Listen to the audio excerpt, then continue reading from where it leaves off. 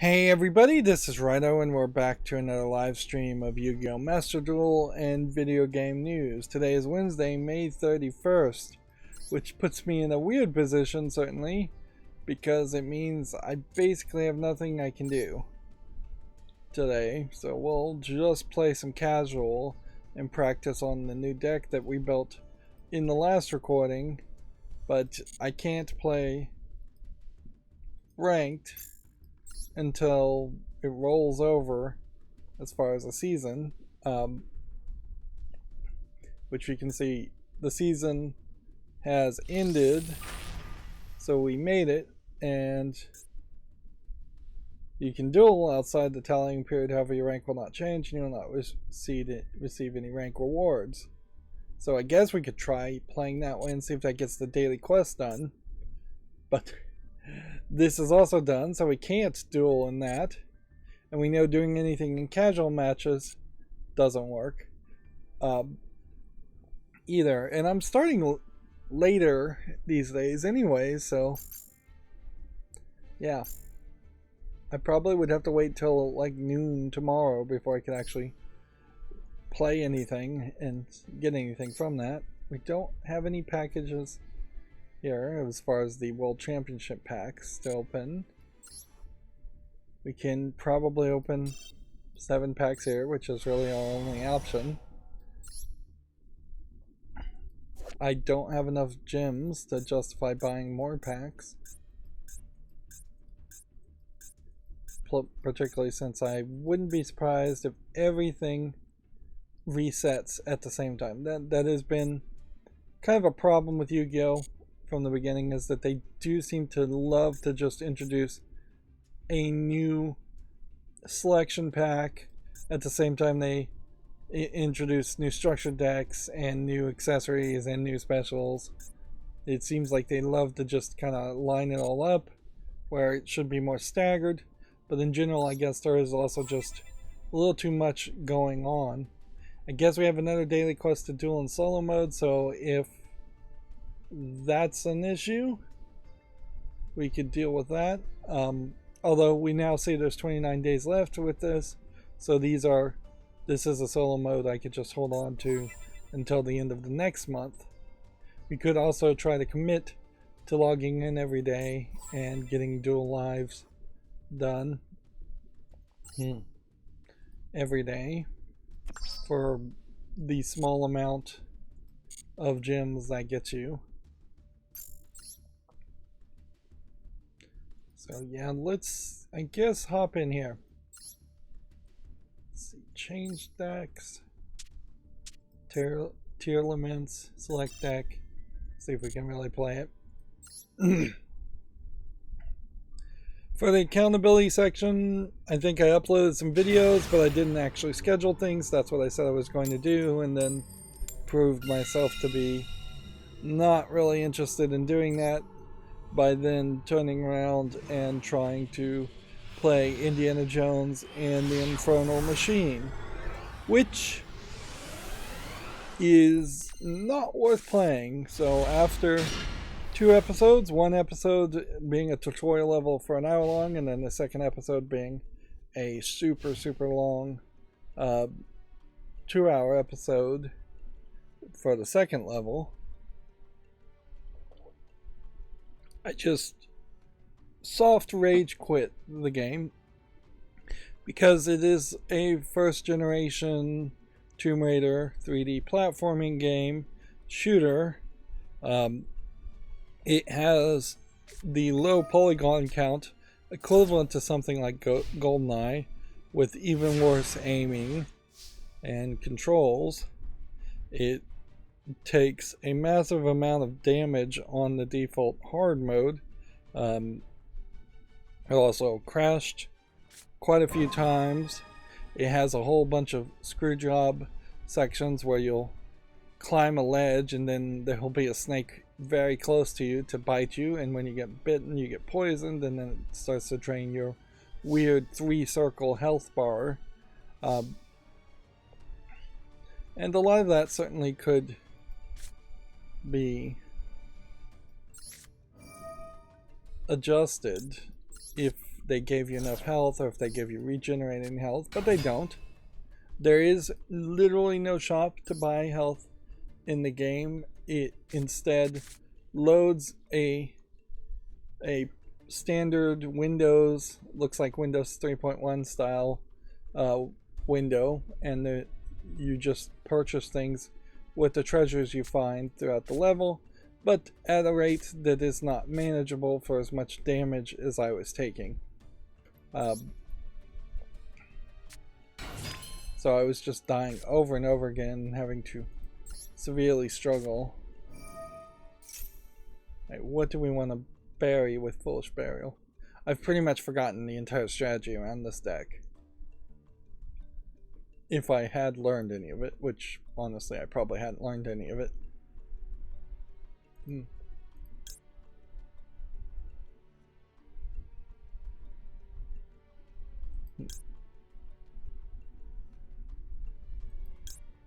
Let's see. Let's not activate either one of those. And then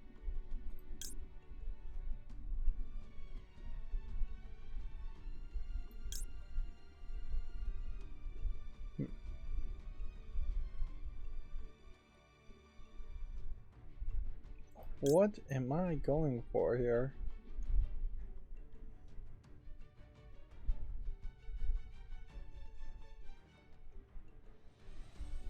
Well, I have 3 of these, so I'm going to put this in the graveyard. What was the value in doing that, though?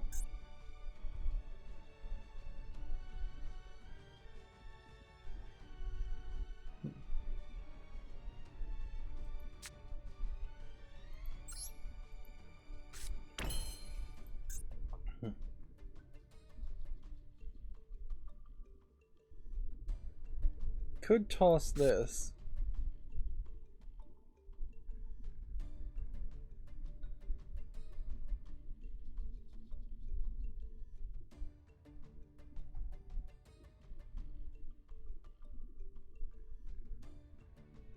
Probably don't want to toss this until I have a second Tier Laments card.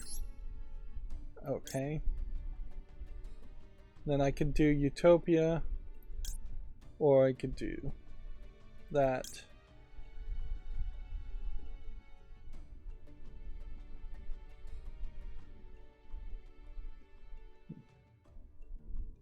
Or I could do Time Thief.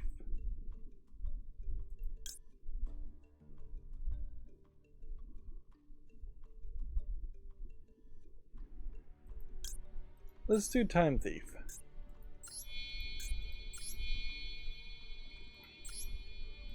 I don't know if that strategy is the part of the main strategy, or if this is just a card.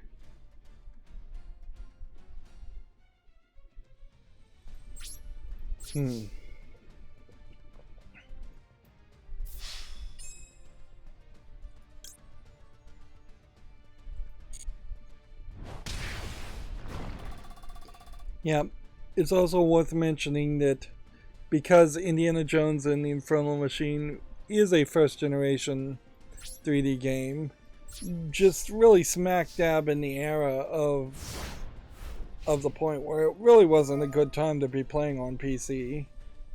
What?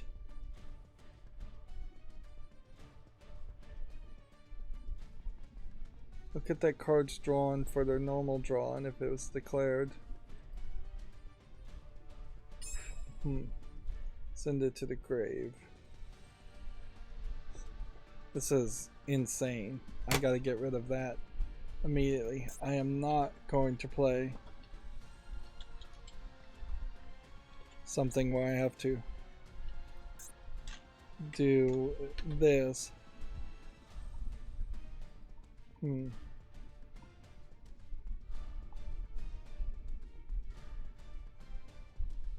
Man, this is totally gonna run out of time. I'm just gonna pick something. There.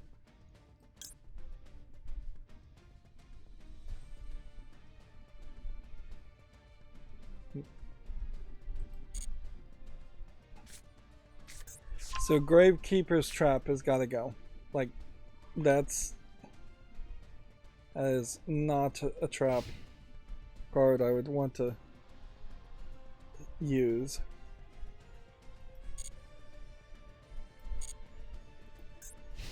While Exchange of Spirit is in your graveyard, your opponent can activate the effects of cards in the graveyard or special summon monsters from the graveyard. You can only use the following effects of Gravekeeper's Trap once per turn.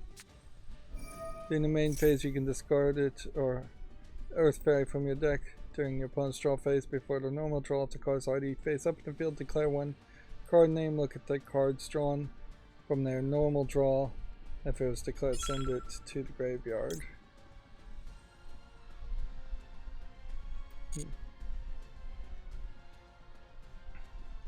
This sounds like this is a fairly powerful card, but as just not playable. I would rather never make it to Diamond than play this card and make it to Diamond. And if anything, Time Thief Redoer is also creating a problem where I'm just going to run out of time here. So, yeah. I made a couple episodes around Indiana Jones and the Infernal Machine. It really is just like each level is its own separate executable, it feels like. And they are just extremely generic areas. You'll get into an area with a very simplistic by modern standards platforming, and then you'll get into a more flatter area with just more shooting people. The story wasn't really grabbing my attention enough to make me want to play any further. And oddly, every character except for Indiana Jones looked like they were animated for like a Nintendo 64 game, just like GoldenEye, really low polygon, whereas Indiana Jones was way better animated, so you had this sharp drop off in quality when you're looking at anybody other than Indiana Jones. So then I started to play Indiana Jones and the Emperor's Tomb, which is probably what I would define as a second generation platformer, and as such it made some major improvements. It still has major problems in that it starts at 640 by 480, and on my computer it was crashing whenever I went through the menu and tried to increase the resolution above that. So I had to go into the configuration file and then turn it off of full screen mode, and then that let me mess with the settings enough to eventually get it to as high of a resolution as it could do, which is still not 1080p because it's not widescreen. And considering how the Emperor's Tomb is something that was released on the Xbox and the PlayStation 2, that feels very much in line with what I would say a second generation 3D platformer would be. That first generation platformers would have been PlayStation, 3D platformers would have been PlayStation 1 or Nintendo 64 to a smaller extent, although in all fairness, adding Mario 64 as a 3D platformer is kind of its own separate thing, and it's just not in line with what all the other 3D platformers were doing. Logically, there should be a lot more Indiana Jones games that would have been in line with later Lara Croft Tomb Raider games, Uncharted games. Eventually you get into the point where 3D platforming and having generally larger open world levels just becomes a standard thing in almost every game. And then you get into some weird points where Assassin's Creed comes out and it too is a 3D platforming adventure game of some sort, but it has its own special groundbreaking elements to it. So you just describe Assassin's Creed games as Assassin's Creed games, or Mirror's Edge is also a 3D platforming game, but you really wouldn't call that as much an adventure. At a certain point, the 3D platforming description just became so standardized and just expected that it was no longer a sales point. But yeah, the Emperor's Indiana Jones and Emperor's Tomb, even though Infernal Machine came out in 1999 and Emperor's Tomb came out in 2003, that 4-year difference can significantly be felt. The graphics are better, the levels are much bigger and designed more. There's several more mechanics. There's a canteen water that you drink out of to refill your health. The difficulty is much lower. Targeting with guns and auto snapping and targeting is actually existent and actually works. There are no spiders or snakes that I've seen so far. It does kind of feel like in the Emperor's Tomb that the levels may just go on forever and that there may not be any real cutscenes or interaction with other people, or even just a traveling to a different location, which would be weird for an Indiana Jones story. There is a whole boxing element in the Emperor's Tomb where you are usually, if you're using mouse and keyboard, you'd left click and right click to punch with the left and right, but they've swapped the buttons on the controller, so it's like Y is the right punch and B is the left punch, and that doesn't really make a lot of sense. That being said, if you enable controller support, the default settings are as good as it's going to get, but they are confusing and not explained in the tutorials. I spent an extra 5 minutes trying to figure out if maybe some buttons should be moved around, just to eventually realize that you basically have to use the default settings. And the default settings are crazy. They've hard-coded if you left click on the left analog stick that you will go to the pause menu, because they've labeled the back button as the button to select the next item in your inventory, and then the start button is to equip or pack the pack in the form of packing a gun, the item. And it doesn't really make a lot of sense, but you hit the back button multiple times to highlight the item you want to use. Then you have to, while you're still in the menu, hit the start button to equip it. Otherwise, it won't actually equip that decision.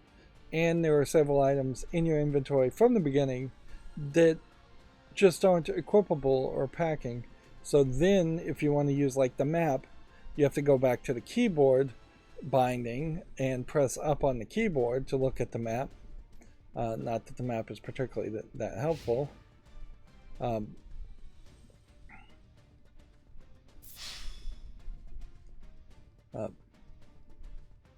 So yeah, as a second generation platforming game, it's still rough by modern standards, but it's at least playable. So I do see myself potentially playing through it. I am heavily, however, suspecting that I'll get very little puzzles and very little narrative in it, and I may be fighting the exact same enemies.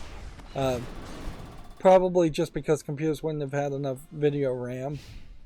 Every enemy is basically a clone of itself. There's maybe 2 models of enemies that I've seen so far, and you just get multiple copies of them. But they don't look anywhere as bad as the Infernal Machine visually, so... weirdly, they don't wear masks or anything to hide their face, which would have made a lot of sense if they just had like bandanas in front of their face to hide the fact that it was just the exact same model. But yeah, they chose to not do that.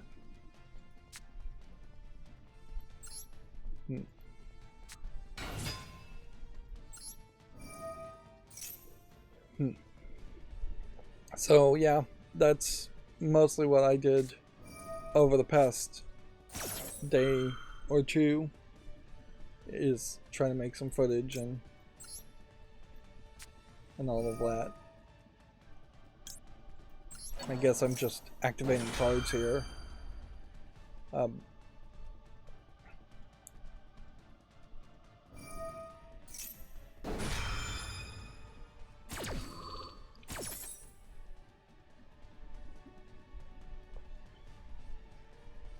It definitely feels like there's a big problem with this deck when I start to make changes.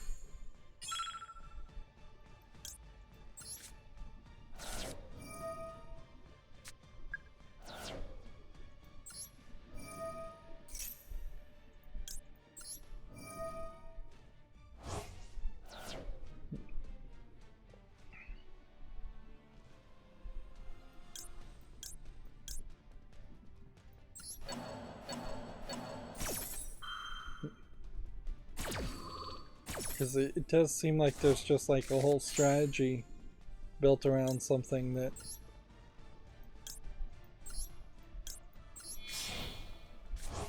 is going to be difficult.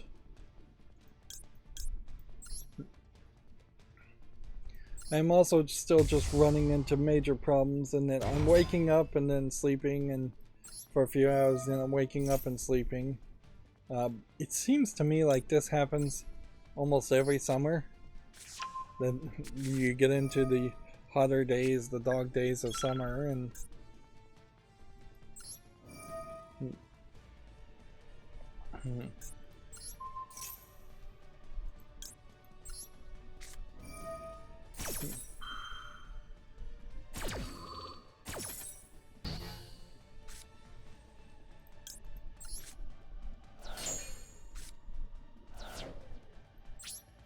well, I screwed that up by far. I cleared the field by my own actions. I didn't really intend to do that. While I was wrapping up Indiana Jones and the Emperor's Tomb, I did manage to end my recording saying, if you want to check out any social media sites, there's a bunch of links down below, which is absolutely untrue at this point. There's no links, and I am just moving towards the end of social media. I looked at my Discord that I had made that I never really promoted and only a few people ever knew about or followed, and the like Discord bot built into it to like post my videos has not been working since I think 2021, which goes to show I just don't have interest or time to monitor a Discord, which probably also means I don't have interest or time to monitor a Mastodon thing either, if Mastodon was going to be the next big thing.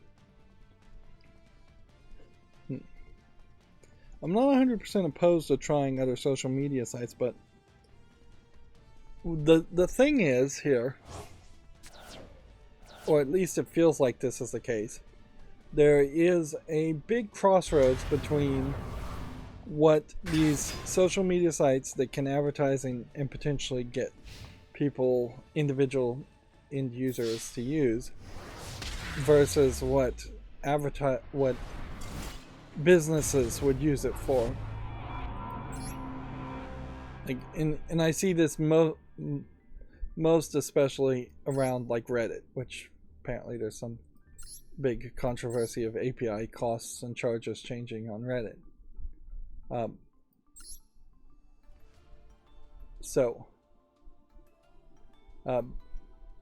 Like on Reddit, I'd love to be able to make a subreddit for my own channel, which I guess I could do, and try and post my videos, self-post my videos to my channel, but then that technically would violate the overall Reddit rules of no self-promotion, no advertising, or no spamming. And that's the fight for spam has expanded enough to basically include any commercial activity instead of annoying, repetitive commercial activity. So this is the card we want gone, I think. Nope. This is the card we want gone. So, while Exchange of Spirit is in your graveyard, which is this card, if both players have 15 more cards in the graveyard, pay $1,000 player swaps their graveyards and shuffles them to the deck. I don't see a reason why you would do that. So we definitely want that gone. Which then is going to beg the question, what other cards in this would have benefited from exchange of spirit or anything else?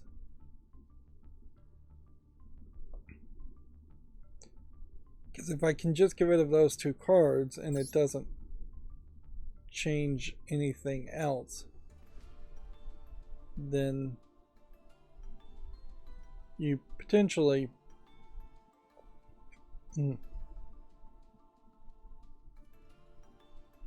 exchange the spirit or one card that mentions it in the deck of your hand. You can banish this card from the field of the graveyard, then target up to 3 cards in the graveyard or up to 5 if the exchange of spirit is on the field. Shuffle them into your deck. You can only use this effect once. Why is this Keldo the Protector potentially something we would even want? I mean, he's not even a strong character, and doesn't seem like any of the other things. I also need to get rid of these because these didn't work as ideas.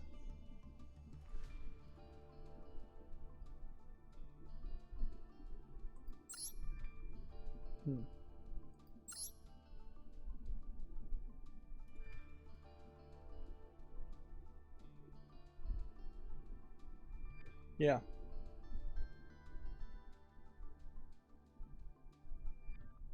Target one dark monster in your opponent's graveyard, special summon it to zone. I don't know why this card is specifically in there either. Place one Gravekeeper's Trap in your deck when you play this card.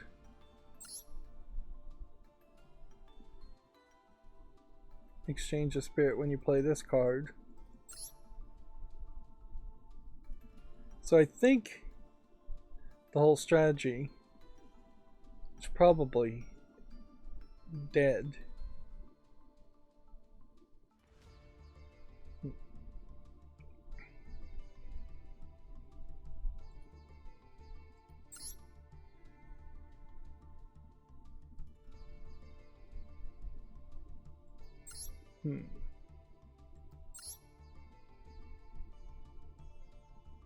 So I think I am just going to have to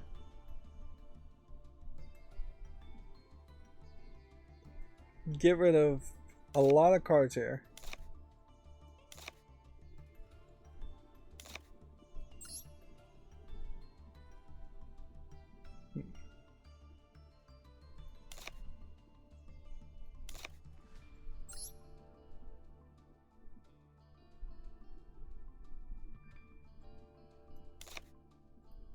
Like, because half of this entire strategy, 10 cards in that deck, are around that idea.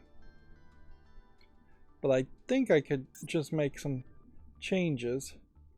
The thing I would like to see is Visa's Starfrost and see if you control a monster, a Tearlaments or Visa Starfrost card.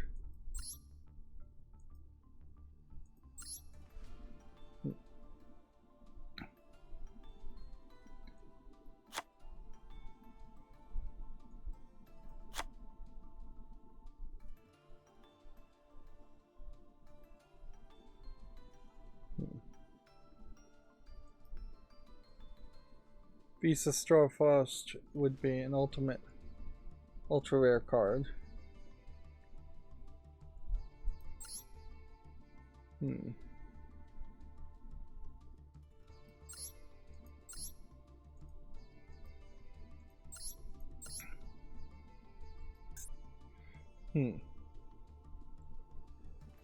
Now the problem here is I don't know the cards' names that I'm looking for. So how can we find them? I think the easiest way would be to save this deck and just go look up the names in a different deck.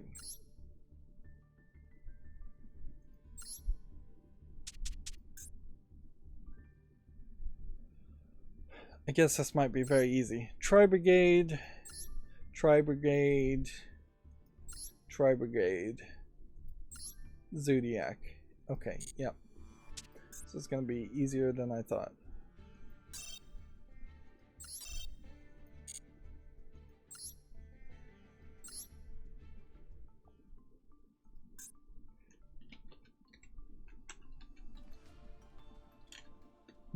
Tri-Brigade.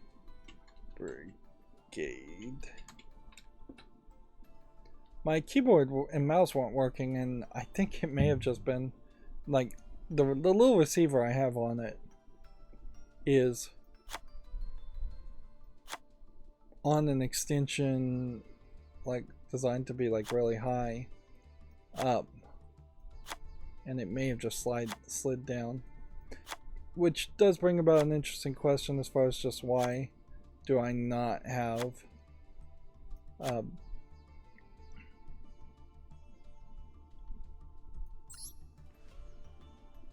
like why do I not have a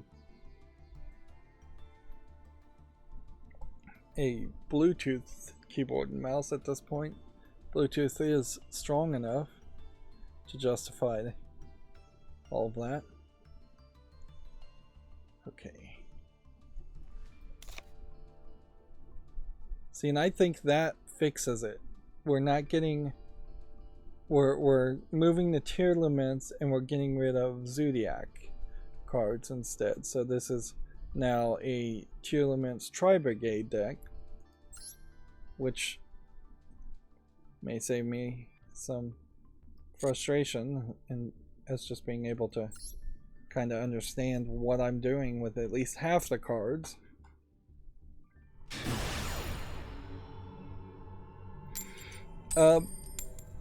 One of the other things that I've been distracting myself with on top of playing Star Trek Lower Decks, I did finally uninstall the Goblins of Mines game.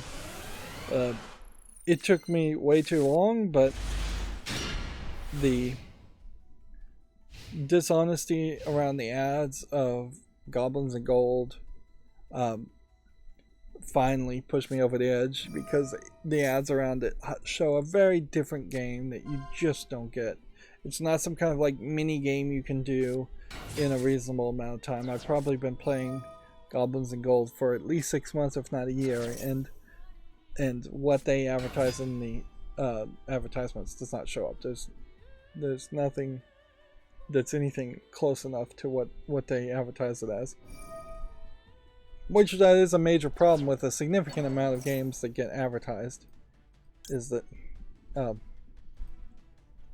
you have straight up false advertising happening and nobody's really cracking down on it. So also, it was always a boring idle game, so why play one boring idle game when you can play Lower Decks and at least get a little bit of narrative around Star Trek Lower Decks.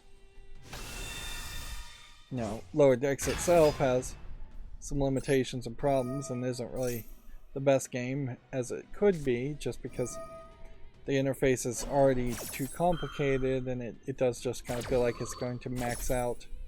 It feels like a game that was licensed to be made and then abandoned, instead of a kind of live service game that was designed to constantly get updates and improvements and grow. Like, distinctly the opposite of my favorite game, Destiny Child, which has just grown and grown and grown and added more features and more ways to play and more ways to interact and optimizations so that you don't spend all day on it. But yeah, I'm still also playing Marvel Snap.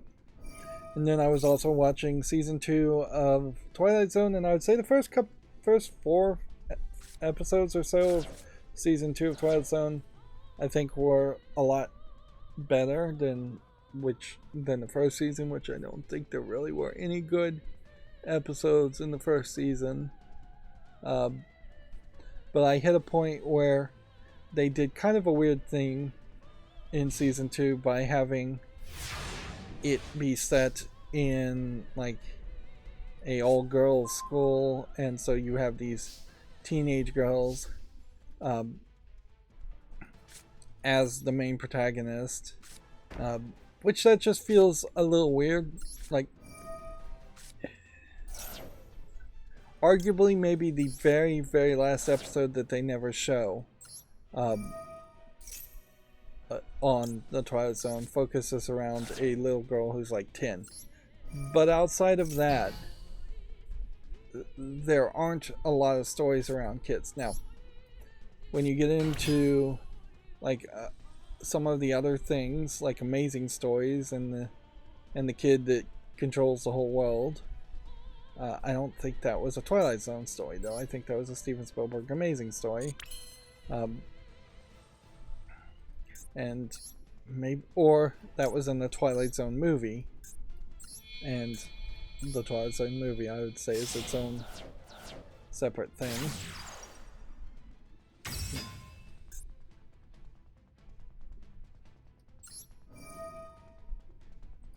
Guess I can special summon from his graveyard.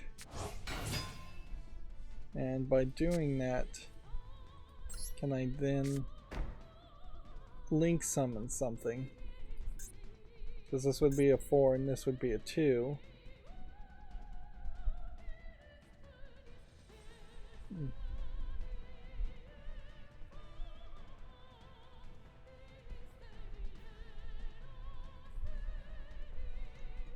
I'm not sure what we're really going for here with this card.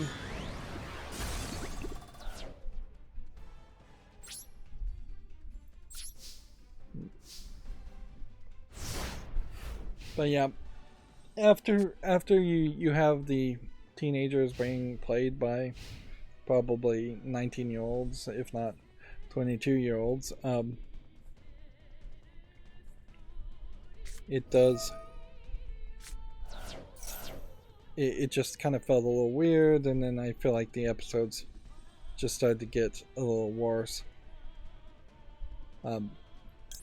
Inherently, if I was in charge of making a new Twilight Zone series, but particularly now in the writer's strike, since I would be acting as a scab at that point, I would just take all the scripts that were already written and just do very minimal modernization. And then, yeah, ignoring the writing strike aspect of that too, if that wasn't happening, I would just have a writer's room of 6 people saying, look, we're going to just remake every episode in order and try and modernize it. And if you happen to get any ideas for a new story from these ideas, we'll put them on the board. And then if by the time we've rewritten an entire first season, we have enough ideas to add in our own episodes in between the old episodes, that might work very well.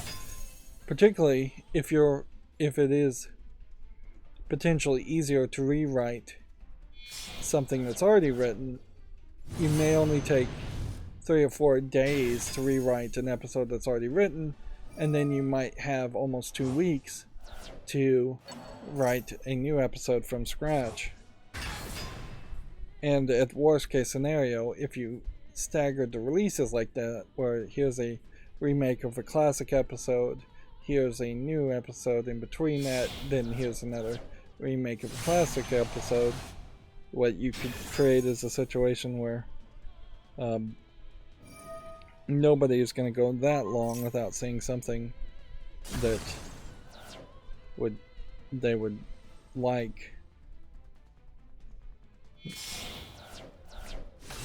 You could also very easily not rewrite anything in Twilight Zone and then just try to have like fake animation of the characters to replace the black and white footage. Like, you probably wouldn't have to change the audio at all, and you could kind of easily have a CGI character.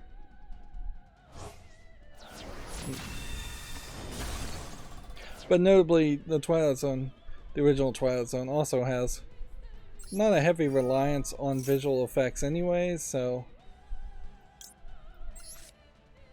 you don't have this huge need to remake a Twilight Zone episode just so you can have better graphics. There's definitely at least one episode where the aliens show up and they are just humans in a spacesuit. And it wouldn't change much if aliens showed up and they looked like actual aliens.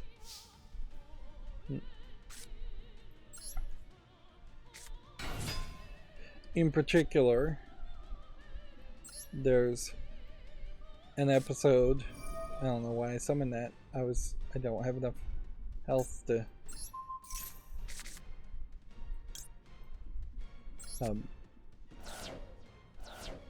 don't have enough health to activate this.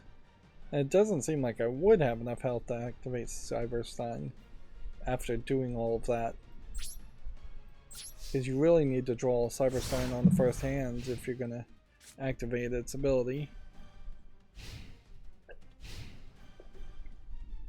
That's why it's not particularly that useful these days.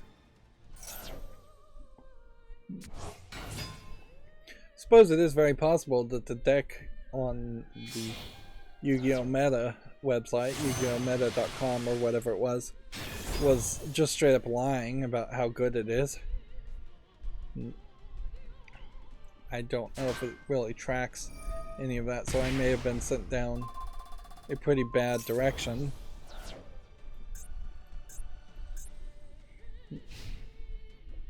And we may just be back to Zodiac Tri-Brigade. At least that would be familiar. Yeah. There was an episode where you well, I don't want to spoil too much. There's an episode called Downtime that was alright, but really didn't seem like it had enough of a point. It seems like the episodes start to get more and more into the point where they've run out of budget, and so they're just having people in one area talking in one room, which in fairness that was a lot of the Twilight Zone itself. It's just tastes have changed since then, and you would want a little bit more action feeling to it, or maybe a little bit more drama in it. There's an episode where an alien is just like talking to somebody and standing in the room talking to humans for what seemed like 5 minutes or more, and it just came off as cringe, and I started fast forwarding, and as I'm fast forwarding, I'm going past like 5-10 minutes of the same scene talking to the screen, and that's incredibly slow by modern standards. There's one where the entire episode takes place in about 3 sets, stuck in a like South Pole research station, and there's not like big twists or anything that are happening in any of these. It's just very obvious things. In a lot of ways, those 3 episodes, which are the 3 that come to mind as the most recent ones in season 2, feel like something you would expect more in one of those kids horror things like Goosebumps, but there are some more modern ones. Speaking of adult horror, Black Mirror season 6 has been announced, just as they are actively angering more and more people with the anti-password sharing stance. But even in the trailer that I saw, because Black Mirror is coming out like July 31st, I question how many of these stories are even going to be connected to the core conceit of Black Mirror, in that technology is going to play a heavy role, and that these are stories around the idea of how technology is going to potentially ruin humanity. Because in particular, I think one of the 6 almost movie length, short film length episodes is built around a demon. So yeah, when you're starting to get to magic and things like that, that's going in a different direction from what Black Mirror episodes were before. And back to Twilight Zone Season 2, there's definitely an episode where they are going out of their way to explain why cell phones, like texting, calling 911, calling for help, are just not an option. Which, honestly, if you were going to make a new type of show like this, where people were going to be in danger, I kind of feel like the first conceit might be that your cell phone is broken in every episode. So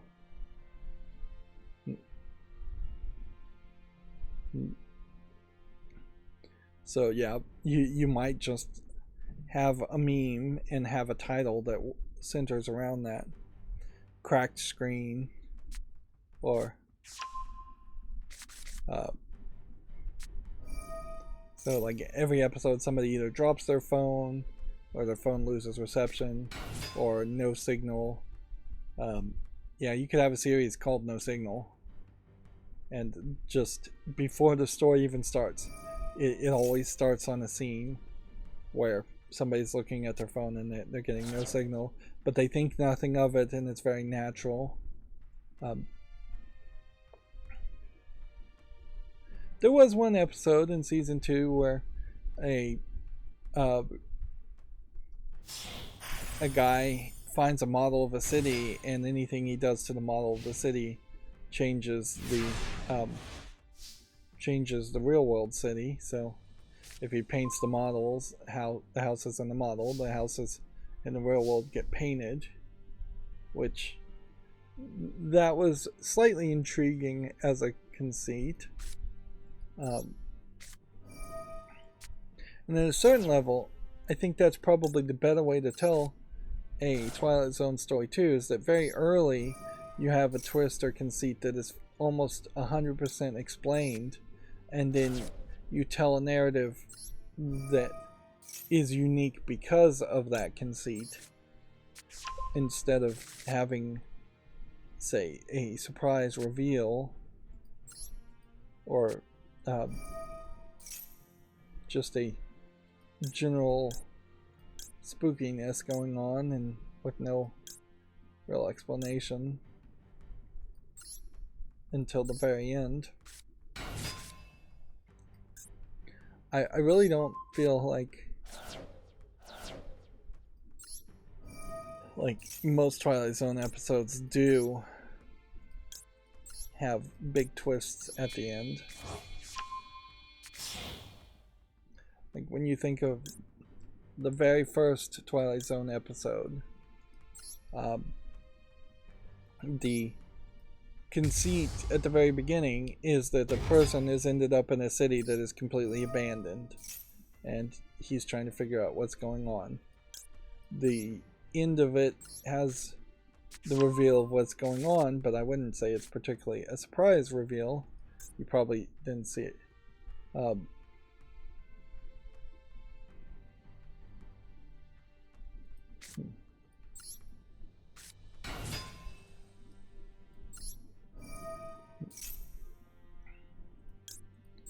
What is the point of all these tier limit cards?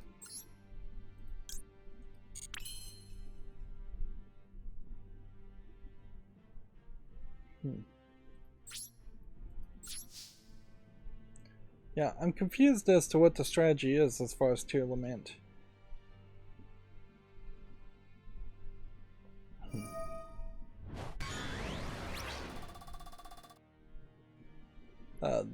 The problem, though, I would say, with the idea of having a model of a city and anything you do to that city affects the real world city, is that it introduces concepts that could be touched upon a lot better.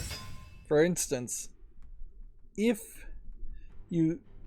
since everything is scaled up higher, so if you put a penny on the model, a giant scale representation of a penny will show up in the real world. You could instantaneously solve global warming, because all you would need to do is place a balloon full of whatever air elements you need to add to reduce the CO2 emissions. So yes, you would probably need a material scientist to help you answer those questions, but if it was a matter of just adding something that would scrub CO2 out of the air, or just adding more oxygen and nitrogen in the right parts, you don't want to kill your atmosphere, but you could potentially just expand the atmosphere further to the edges of space, and then it would just float out too. It would just float into space. But even if that didn't work, you could make a scale model of a power plant that would scrub the CO2 out of the air. Air filtration plants do exist. You could also solve the world's energy problems in a lot of ways. You could build a scale model of something that would be a safe green energy thing for free, instead of spending billions and billions of dollars to build a... Oh, this is my turn. Sorry, I'm not even paying attention. You could solve the wealth problem to your own advantage, because you could take all the lithium or helium, any mineral that is particularly expensive and rare, and you could have purified versions of that and just have a quarry added to your area where it's just, here's more lithium than ever was on the planet ever, because everything is scaling up. Or you could go more simplistic and just go with gold. Not that gold is super useful. You can also, for the same concept, solve world hunger very easily. Like rice bagged in bags, fully processed, fully harvested, wheat, corn, anything at all. You could have massive amounts of that every day ready to ship, and people would just go, well, this is a weird miracle that we have this warehouse that gets refilled every day with this food, but we're just gonna ship it out and worry about that later.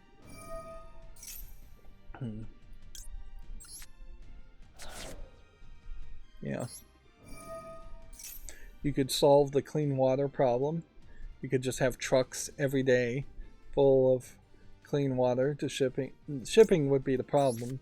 Mostly, it would just be a lot of logistics to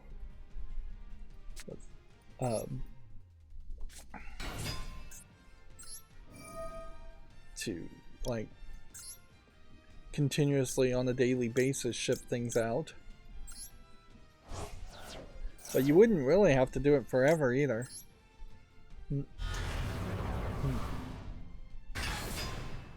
You could get rid of nuclear waste if you could get people to coordinate and say, place your nuclear waste here. Well, theoretically, you could just pick up the nuclear waste, which would magically appear on the model, and it would be considerably smaller. And so you could just continuously shrink it, even if you couldn't get rid of it completely.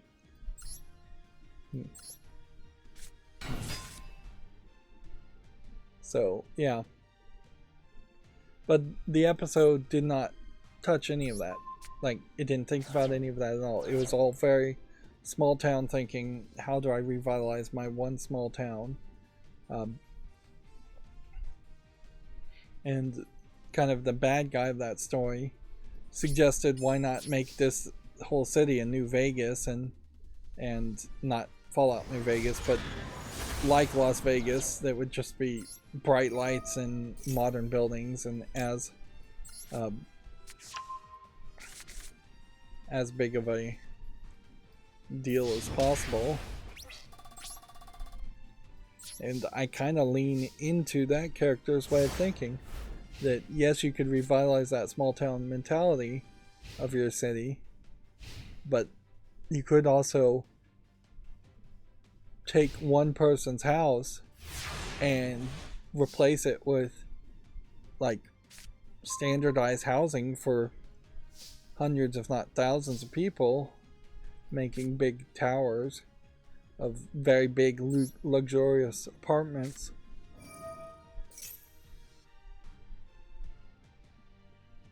And yeah,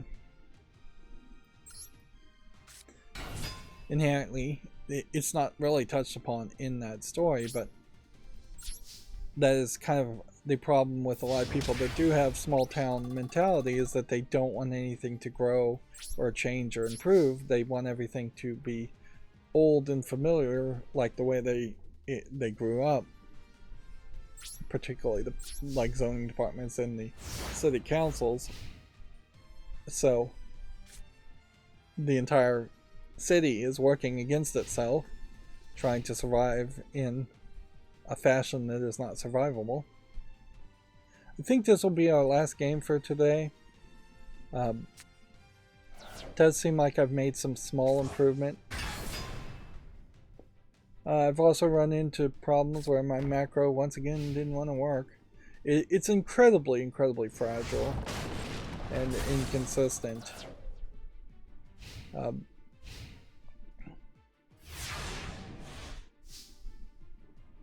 But I did spend the extra time to make a final interstitial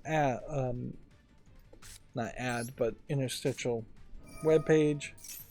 But since the macro didn't work, I don't have it open, so I can't really show it off.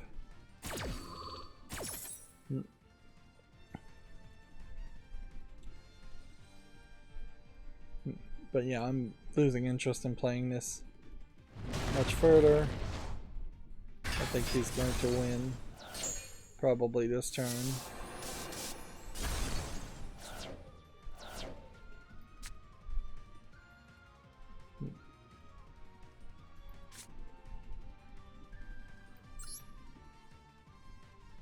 Face down defense position, would that even help?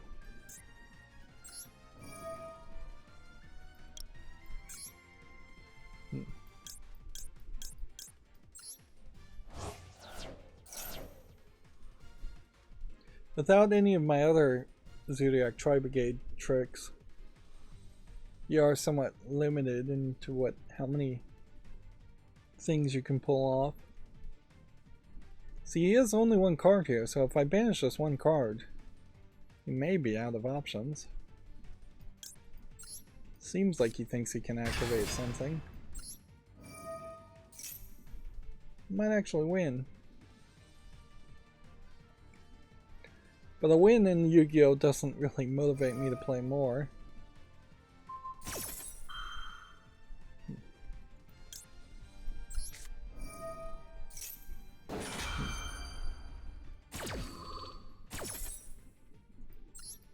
Something that. destroy all the cards. Banish a card now.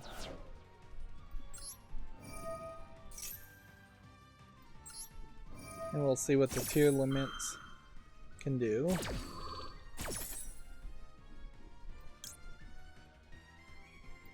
Well,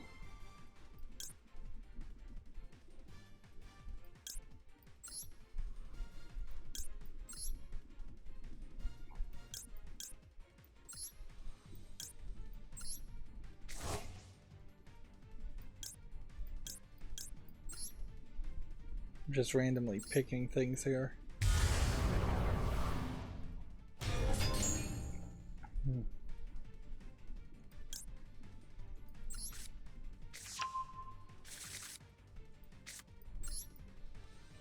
So we have a 3,000, 3,000, and we have an 1850 against nothing. So he'd have to clear, in one card, he'd have to be able to clear my field or do a massive amount of damage against this character or directly attack or hit my life points directly some other way.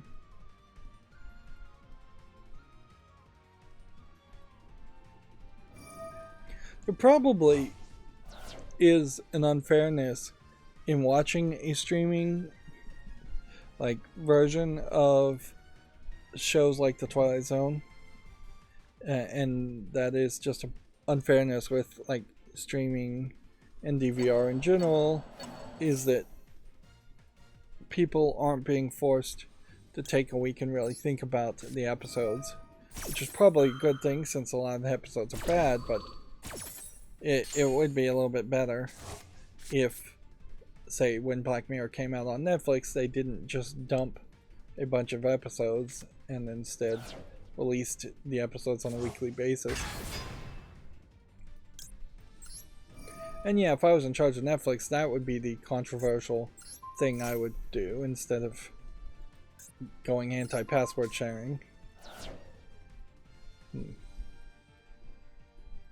then to try to adjust for the password sharing thing, which was probably a mistake in the first place, I would try to kill people with kindness and offer just something so great. I'm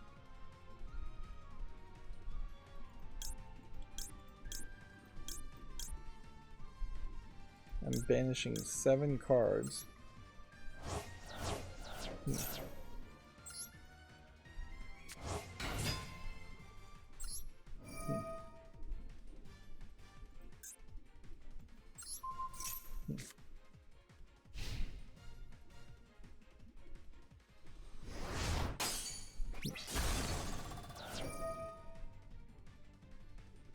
So he's trying to destroy my cards.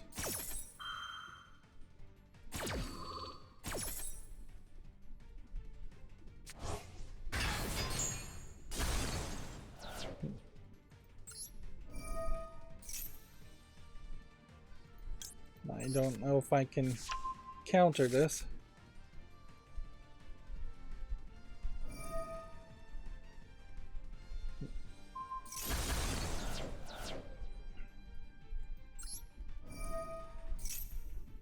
So he was able to do a clear field. It's crazy how much he seems to be able to be accomplished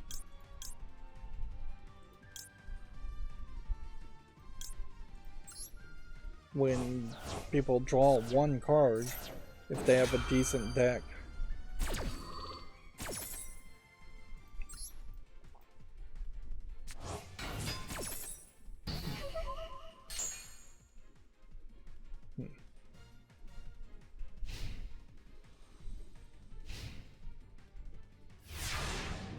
I have no cards that I could banish to summon something else.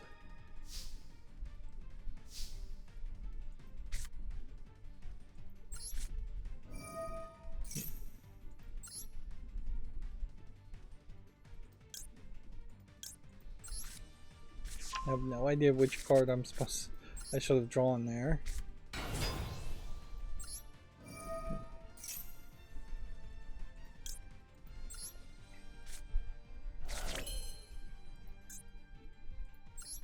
Okay.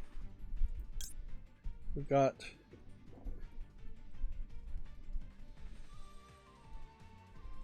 this.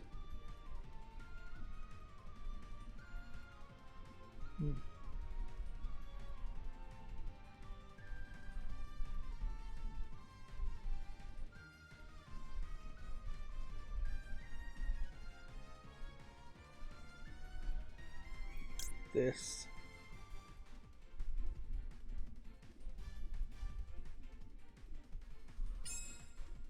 Okay, let's try this.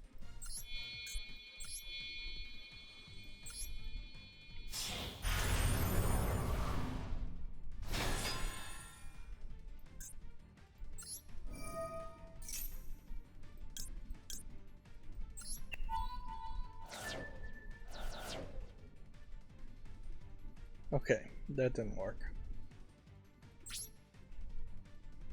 I think I'm doomed.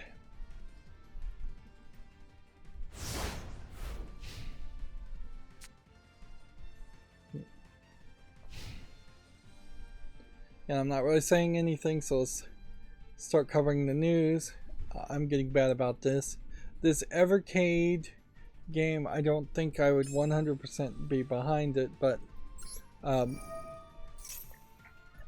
Gearbox did retweet that the older Duke Nukem 3D games, 2 of them, are coming to this Evercade cartridge-based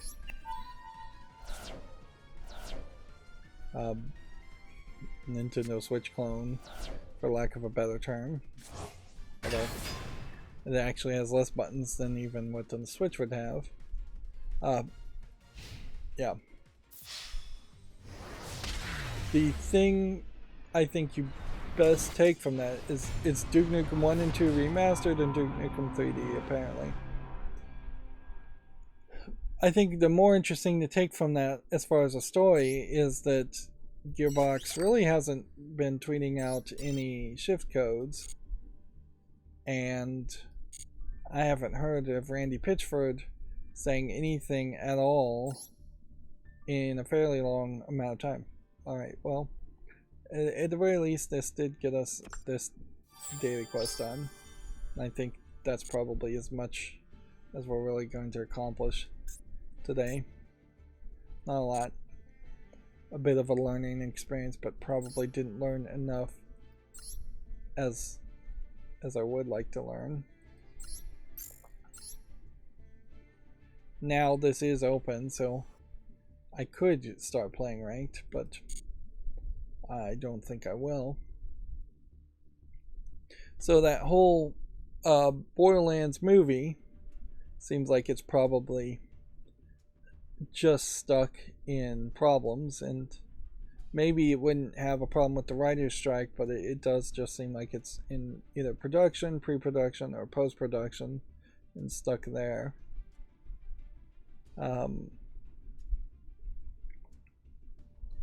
Here we have a YouTube advertiser saying, "Did you know there were over 5 billion views of nail art on YouTube in 2022?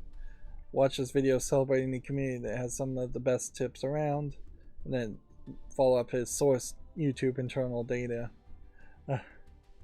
Which it feels like a very weird thing that YouTube promoted before, and it feels very weird like that is being promoted even more. It does just kind of feel to me like YouTube gets pushed in these weird directions, and the new person in charge is going to push YouTube in weird directions as far as promoting certain content and certain creators also, which that would have been a major thing I would have liked to see go away when the old person in charge of YouTube, of which now I've forgotten her name, was moved out or left. I don't think she was really moved out, in fairness. But yeah, I did kind of agree with the idea of pushing podcasts on YouTube. And really, with Twitter dying, them going back and having some better way to have a forum and interactions would kind of make some sense. If there was a Twitter equivalent built into YouTube itself, or into a Google product that wasn't YouTube, but integrated very well, that would be nice. But it probably wouldn't get used by most people. Now, what I'm going to say about this story, as far as the Dolphin emulator, is I heard someone else's take on this, and it's going to heavily come down to whether or not you think what I'm about to say is a tinfoil hat conspiracy that I heard, or if it's accurate and most mainstream video game journalists are just terrible at reporting. But what I've heard, and which I don't think has been reported correctly, is that even the Dolphin emulator site seemed to have gotten the information wrong, and it might be that there's just several people kind of loosely affiliated working on the Dolphin emulator. But what I've heard, but if this is true, Valve deserves to be called a scumbag for doing this. And this may be an indicator, in my own opinion, of somebody at Valve trying to screw over somebody else at Valve, or just trying to screw over a Dolphin emulator as a software, because there's just no uniformity at Valve, it seems, in my opinion. It feels like it is very much a Game of Thrones type company where people are secretly in charge, but nobody knows who secretly has more authority than the other person. But the accusation I've heard is that Valve, either through general conversations or through conversations through a lawyer and a legal team, actively went to Nintendo and asked them about the Dolphin emulator, and triggered Nintendo to send not a DMCA, but a cease and desist letter that was mentioning the DMCA, which is probably about the same thing, but it wasn't an official Digital Millennium Copyright Act takedown notice through Steam's system or through Valve's system. So, if this story is to be true, that would mean the vast majority of mainstream video game journalists are wrong when they keep mentioning a DMCA takedown notice. It should also say takedown notice, so you already know they're wrong, because they're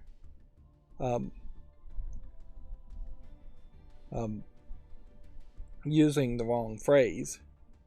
And there really isn't an official form, as far as I understand, of a DMCA takedown notice. Each service, like Steam, would have their own form and their own system. But yeah, if this is true, people are reporting on it wrong. Valve is actually the scumbags to start. Nintendo is still the scumbags who sent the cease and desist.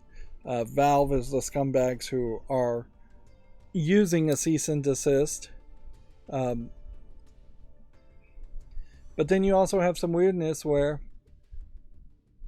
when the Steam Deck was first announced, they put out a video that showed an emulator, and then there was some controversy, and then they edited the video.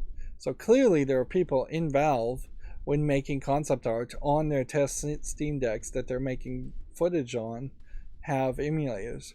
So there's not this universal hate amongst all employees for emulators on Steam.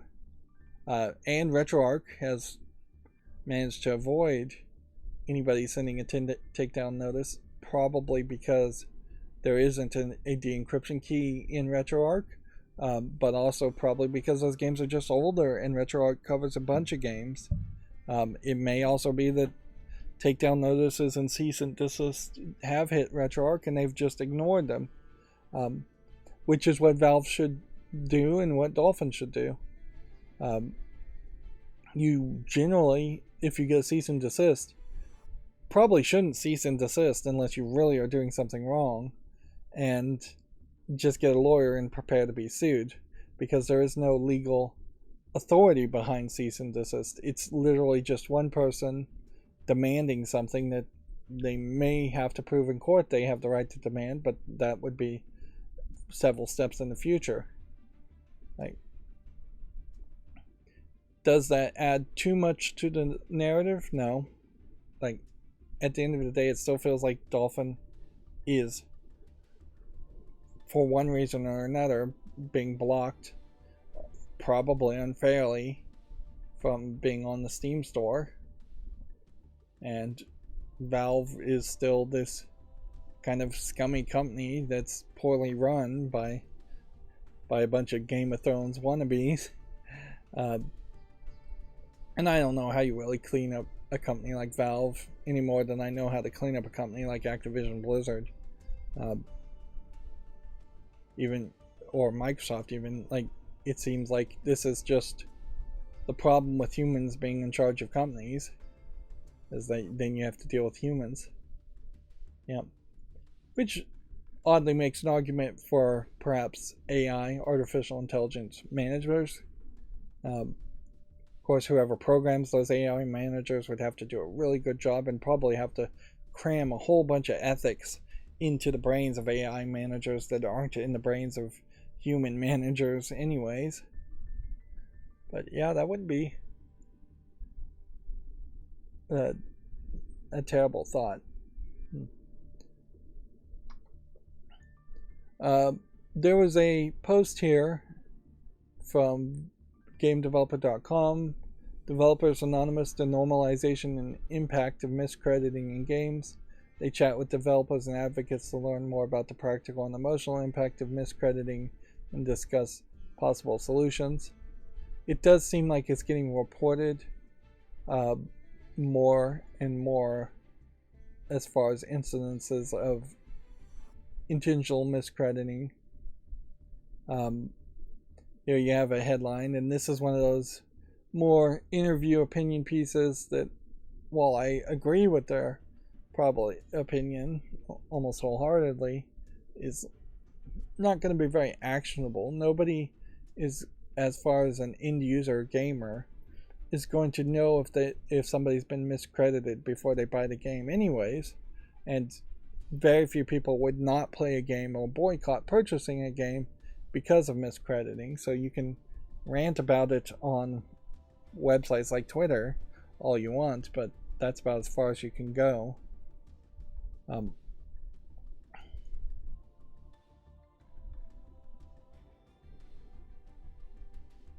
There is really no reason that every single person who even put in 1 second of effort shouldn't be credited in games, other than it is just a way of, as a means of a control, or as a means of being mean or stealing credit. Like, credits, in fairness, are getting incredibly long, and there needs to probably be some technical solutions as far as just how are you going to display credits at the end of a game so people can see it, or are you going to just have credits on the main menu and not really display them at the end of the game, which that would be fine, I think, for most people also, is to just have credits be their own launch thing, and then when you get to the end of the game, instead of having credits roll, you just have the story end and it go directly to a thank you for playing screen, or just back to the menu. There is something helpful in having credits to have people just take a break and digest the last bit of the story. But yeah, plenty of people skip credits anyways. Apparently CD Projekt veterans have formed a new studio called Blank to ditch super complicated open world titles. Blank's debut project will be a character driven story from an apocalypse So they don't want to make a Witcher 4 style game or CD Cyberpunk 2077 type game, which, in all fairness, I can't blame them for that. But this clearly shows some brain drain, which highlights that you really shouldn't have any faith that the next CD Projekt game or even the next Witcher game is going to be particularly better than Witcher 3. They may very well struggle to even maintain the level of quality. And at a certain level, if The Witcher 3 had been half as big, it wouldn't have been a problem. The whole ocean part in the middle of the game was very grindy and unnecessary, and a lot of the foresty parts of the main area in Witcher 3 could have been reduced for more of a tighter narrative focus. There was a very distinct difference between the open world side quest stuff in Witcher 3 and then the narrative main quest stuff. And had it just all been narrative main quest stuff, it would have been just as good. Let's see. The Nintendo eShop, according to Video Games Chronicle, is effectively closed in Russia from today. Players will be unable to make new purchases or use download codes in the store. The question here is, what took Nintendo so long? Like, I guess at a certain level, Japan is not trying to antagonize Russia, even though Russia is yet another country, Neo-Japan, trying to claim more and more of the waters around Japan, them and China combined. But it either is a case that the Nintendo is incredibly slow, which doesn't seem to be the case because it was last year that Nintendo suspended shipments of hardware and software. Or there's just not really a Japanese boycott banning Japanese companies from doing business in Russia, which, in fairness, there may not actually be a United States boycott stopping companies from doing business in Russia.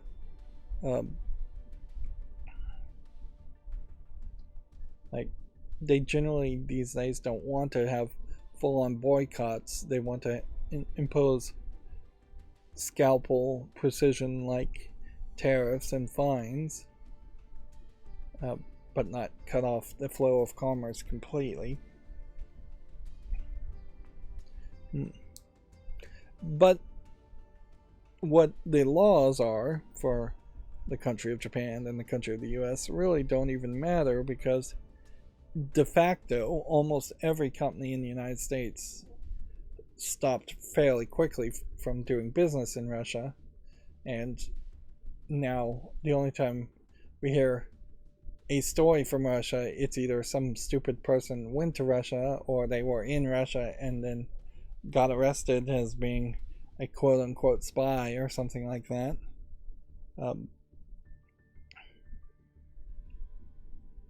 But yeah, it's crazy that it's taken this long, and certainly Nintendo's not going to get any credit for doing this at this point. So I guess the hope there is that they made a lot of money selling on the eShop for that year time.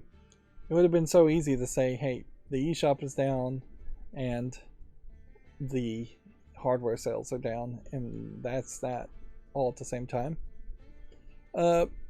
Moving on, Video Games Chronicle also confirms that Hideo Kojima isn't involved in the Metal Gear Solid 3 remake. Well, not Hideo Kojima confirming it, Konami confirms it.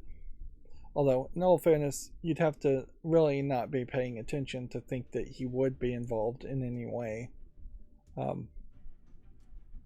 Like, Konami really does not want to give any credit to Hideo Kojima at all, or do business with him. And in all fairness, that might be in part his desire too, because he's off running Death Stranding, Death Stranding 2, and just being friends with a lot of Hollywood celebrities. He's living his Hollywood dream, effectively, with his company. So it would be kind of crazy if he were to come back just to make a remake of Metal Gear Solid 3, a remaster of it. There is also a report, and this is from GameDeveloper.com, that the Mega Man producer Kazuhiro Tsuchiya has left Capcom. Let's see, he joined Capcom in 1992 and initially worked as a programmer on Mega Man 7. So, yeah.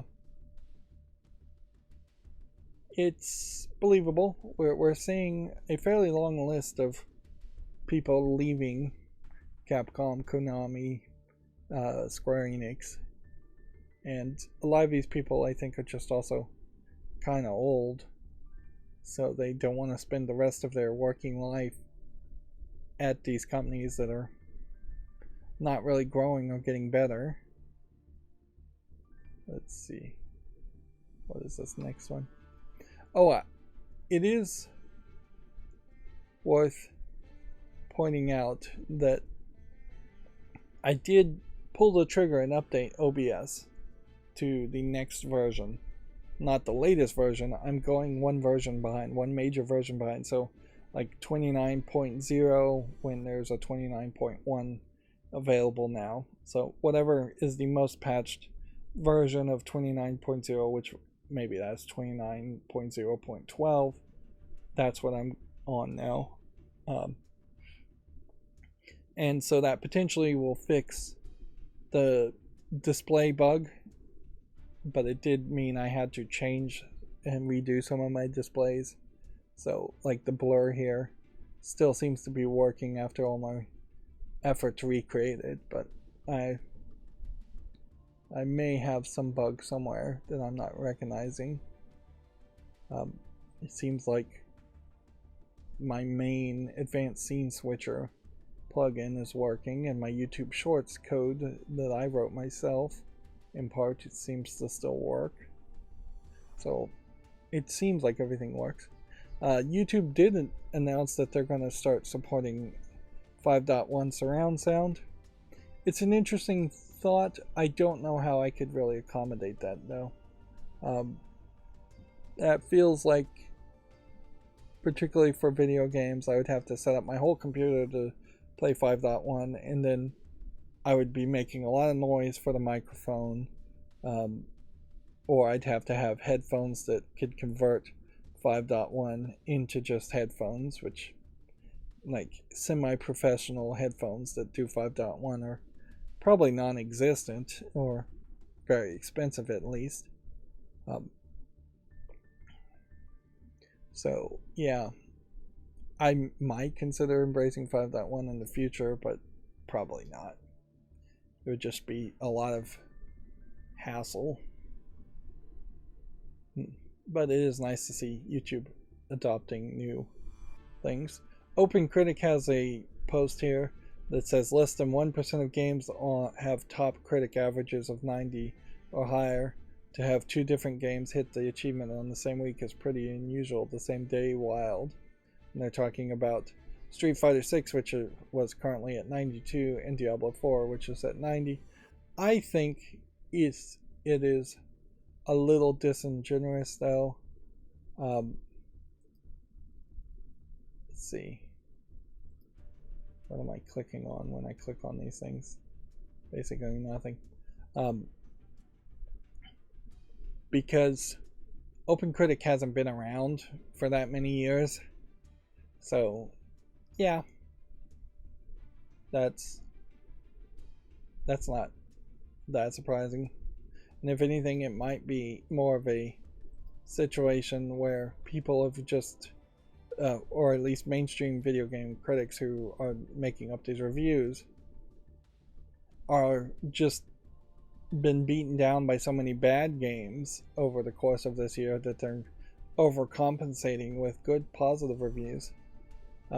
In fairness, I really don't trust that 99% of reviewers should recommend anything, particularly Diablo 4. I feel like there's going to be some kind of microtransaction nonsense or something like that is going to be either not mentioned by mainstream reviewers or added after the fact. And I mean, I want Diablo 4 to be an amazingly good game, but I just don't believe it's going to be that good of a game. And then, let's see, Street Fighter 6. I barely trust what reviewers would say around this, because very few reviewers in my mind are actually fighting game players. So we'd have to really wait for fighting game players to adapt Street Fighter 6 before I'd consider actually playing it much. Let's see, where are we? As far as these other stories, these are just the main stories too. And then a game called Silent Hill Ascension launches in 2023. According to Gamatsu, it has official trailer and details. Let's see what we can take from this trailer. Now this is supposed to be blurred already, but there is potentially an argument to just blur the trailer completely like that. Even though advertisements and trailers are not really copyrightable, still people claim them. So I'm seeing some really good facial details. I'm seeing quite a few people, which is weird for a Silent Hill game. And I'm seeing a kid, which is perhaps a little iffy. I'm seeing a monster. So, are we going to see a Pyramid Head character? And is this really going to be in a Silent Hill city, or is this a different Silent Hill city? I almost suspect that the Ascension title would mean that it would be on top of a mountain at some point and you're going up high. That's a Bad Robot logo. Also, yeah, when you look at this, it feels like you would be going up a snow-covered mountain.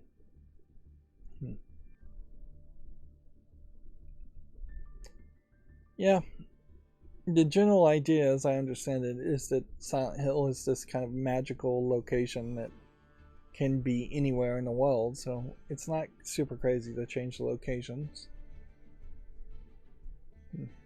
Follows multiple main characters from locations around the world. Interesting. So they're going to play heavily into that idea. And then you also notice that there's no less than 4 people working on this game, which, yeah, this is a recipe for disaster. First of all, because you have Konami involved and it's a Silent Hill game, but also you've got Jinvid probably making one character's story in one game, and then Behavior Interactive making a completely different game, Bad Robot making a completely different game, and DJ2 making a completely different game. And that they're going to, I assume, struggle to merge 4 games into one in this way. Yeah, that is just crazy to have 4 people all working at the same on the same game. All right. So, one of the things that occurred to me as I was working on my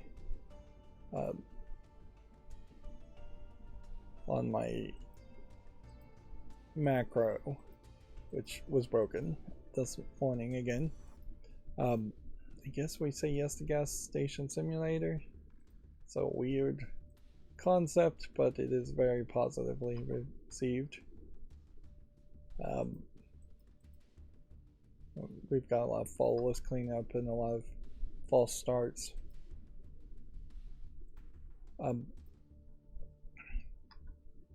Because the interstitial pictures will pop up, then there is really no reason to put the fall list, which is what we're doing now, in between Gamatsu and GameDeveloper.com, because storyline wise, I'm gonna leave this. This is a VR game, anyways. Storyline wise, as far as just how you would want to do things in order, you would want to go through during these live streams all the news at once, then do a fall list cleanup, then look at new games, or vice versa, look at new games and do fall list cleanup after that. Yeah, I should do fall list cleanup last. But I was using the fall list cleanup as a way of, there's not enough reviews on this game, as a way of breaking up things and possibly taking a little bit of a break. But I don't think I want to do that going forward. So I'm going to move some things around and try to talk to the news, or focus around the news. I'm going to not even look at that one. Here we have a dating sim game with no reviews. Okay.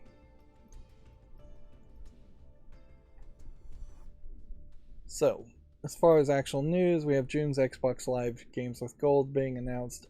Honestly, at this point, I don't think I really even want to go through these lists. Subscribers can claim Adios and Nivale Shadows of the Crown next month. Ratchet & Clank Rift Apart is coming to PC. Insomniac's game is making the jump from the PS5 this summer. That being said, I'm not sure if that means the previous Ratchet & Clank games are on PC or not. So it might be a little bit weird if this is your first Ratchet & Clank game, which it would be for me, to jump in at that point.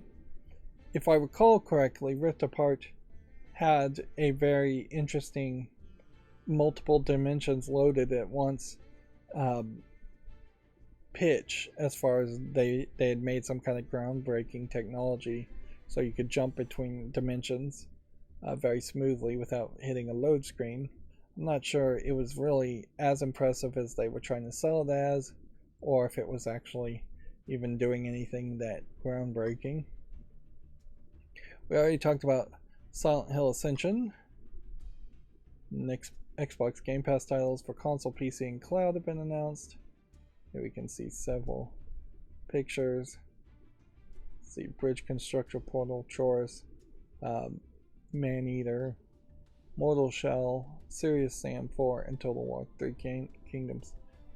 Chorus, I think, is a fairly new game that didn't sell. Maneater is a somewhat old game that didn't sell, where you play as a shark.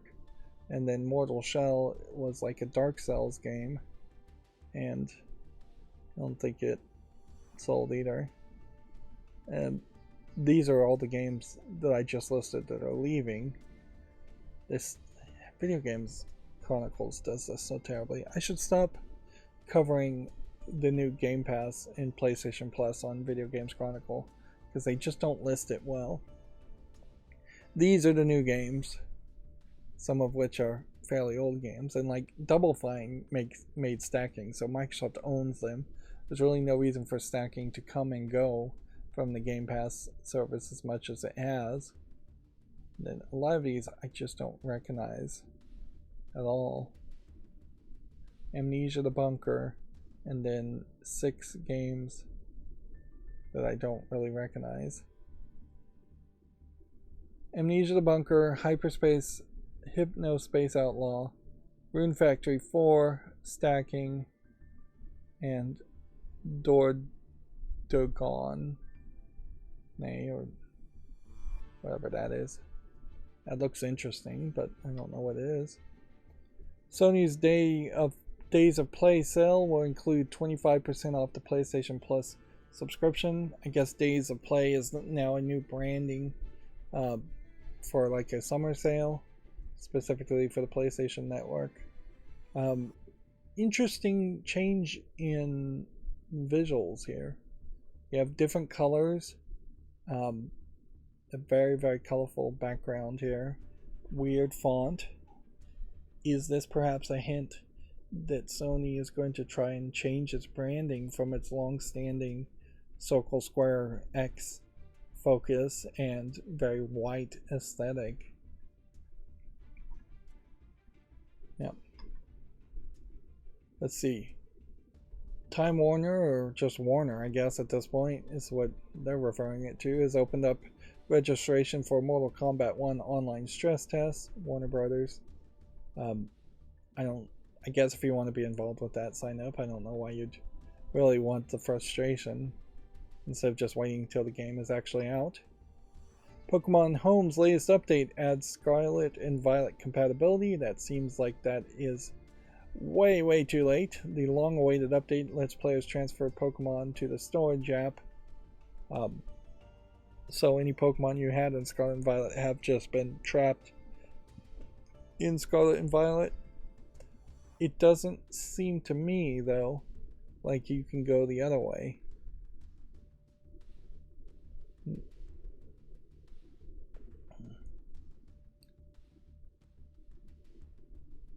No, it does seem like...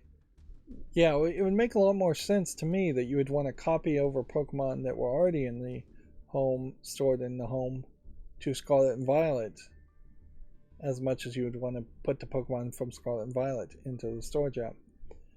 That being said, now that this feature exists, there really doesn't seem like there's a Pokemon game that's new or that's been announced to transfer them to.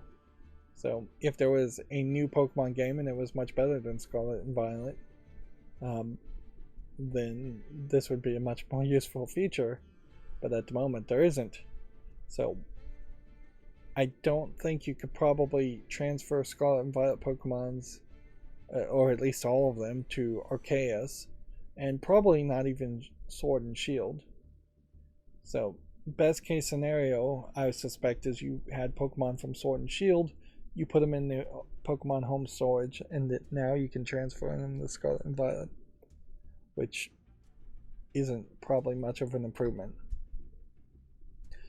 South Korea is the latest country to approve Microsoft Activision Blizzard's acquisition. So the dominoes are still falling pretty easily as far as this acquisition. I heard that it is unconditionally cleared, the deal. They didn't add any conditions to it. And the UK blocking the deal, well, Microsoft's going to have their appeal and day in court sometime in July, is what I saw. The Witcher sold 50 million copies. It feels like the reason why CD Projekt is putting out this news at this point is to probably distract from the fact that several of their team members have left to form a new company. But 50 plus million, or 50 million, is a big number, so you would have celebrated that anyways. Let's see. Apparently Metal Gear Solid Delta Snake Eater will reuse the original game's voice lines. Konami isn't planning to record any new dialogue for the remake. Maybe people will be happy with that, but I also wouldn't be surprised if people are fairly unhappy with that. You do get into a catch-22 that if you brought in the same voice actors who did the game originally, they probably would sound different anyways. If you did start to record new lines of dialogue, it would be said differently, or they'd start to have editing or censorship happening in the line dialogues. So the easiest and cheapest thing to do is to reuse the voice lines and maybe clean up the audio if you can, or need to. Um, but this is like Konami, so I wouldn't be surprised, and people definitely should not get hyped with this remaster. It may very well be a fairly low effort remaster in the same way that we've seen some of the Final Fantasy 1, 2, and 3 games just remastered very low effort wise and put out to sell once again. I wouldn't be surprised if Konami is literally trying to do that business practice of just having games that they'll remaster with the minimalist amount of effort to sell to a new audience or resell the same game. The Resident Evil 4 concept, and just let's make a slightly different version of RE4 for a different console and sell it again.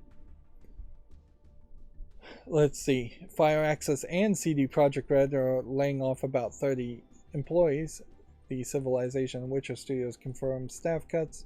So on top of several people leaving and forming their own company, CD Projekt Red is laying off 30 employees, about 30 employees, which that makes it feel like CD Projekt or CG Projekt Red, whatever they're going by, probably won't have that many people left. 50 people, maybe 100 at most. I really wouldn't be surprised if CD Projekt goes into kind of a bankruptcy or something like that and tries to get acquired. Which, speaking of acquisitions, I don't know if Bobby Kotick was being serious about this, but apparently he came out and said that Activision Blizzard would like to acquire Time Warner. Which there might be a deal to be made there, although should you be making acquisition deals as Activision Blizzard when you're about to potentially be acquired yourself? But maybe that is the plan all along. I could see AT&T, which owns Time Warner at this point, saying, let's give Warner Brothers games let's sell it off to Activision Blizzard because we don't want to be in the video game business. That being said, if I was Bobby Kotick and Activision Blizzard, I would say we have to acquire all of Time Warner. They want the license to Lord of the Rings and Harry Potter and all of the CW and DC Comics. They want to own all those licenses. They don't want to potentially only acquire Warner Brothers games and maybe its subsidiaries of like TT Games that make the Lego games, and then have to license every single property back from a Time Warner that would be still held by AT&T. That would be the nightmare scenario, that you'd own a company that would have the rights to a lot of workers but not any licenses to any of the products being sold. So yeah, I would acquire at a much higher level all of Time Warner. And I just wonder if maybe Activision Blizzard could actually afford that. I would suspect they probably can't afford it, but maybe they can. And I wouldn't be surprised if Bobby Kotick actually sits on the board of Time Warner also, so this might be a very friendly acquisition if it actually were to go through. But also, I suspect this might just be some silly comment that was made. We also have a former God of War art director joining Netflix to work on an original AAA game. Raf Grassetti will work alongside the Halo veteran Joseph Staten and former Overwatch executive producer Chaco Soni. It is going to be a weird situation if all of a sudden Netflix does become much more of a game publisher and game producer. And I'm talking about and playing Netflix games, even though, or people in general are talking about and playing Netflix games, even though in general they're mad at Netflix for their poor quality content that they cancel a lot as far as TV shows and their anti-password bullying after allowing it for so long. There is probably, I don't know what it would be under, but I'm fairly certain there is precedent in law where if you let somebody uh, do something, even if it was against the term of services the whole time, they probably should not be allowed to enforce the terms at that point, and that term should be nullified. Uh, kind of in the same way that if you owned land and improved land for a very long time, you can claim it as your own, even though somebody else owned it. But that law is actually never really successful when cited, anyways. I don't even remember the term for it. Um, Squatters' rights, yeah, that general idea. There arguably should be something like squatters' rights for password sharing on Netflix if they've sold their whole product on the wink and the nod that you could do that. Moving on, Sony has announced a June 2023 PlayStation Plus Essential games. Which, let's see if we can get the list here correct. NBA 2K22, Jurassic World, and Trek to Yomi. It looks like. See, in this case, I guess it's way up here. NBA 2K23, Jurassic World Evolution 2, and Trek to Yomi. I guess part of my problem is as I'm skimming these articles, I do tend to just skip the first sentence. So if I just learn to read below the first thumbnail, that would probably be helpful. Hot Wheels 2 Unleashed Turbocharged has been announced ahead of an October release. The sequel will launch it with over 130 vehicles, including motorcycles and ATVs. The real question, though, is how much DLC and or microtransactions are going to be in the game. Because that's going to severely limit whether or not I'd recommend this obvious kids games for kids to actually play. The apparently controversial game shooter 6 Days to Fallujah has hit Steam in early access in June. Or hit Steam in early access in June. It will launch with 4 co-op missions.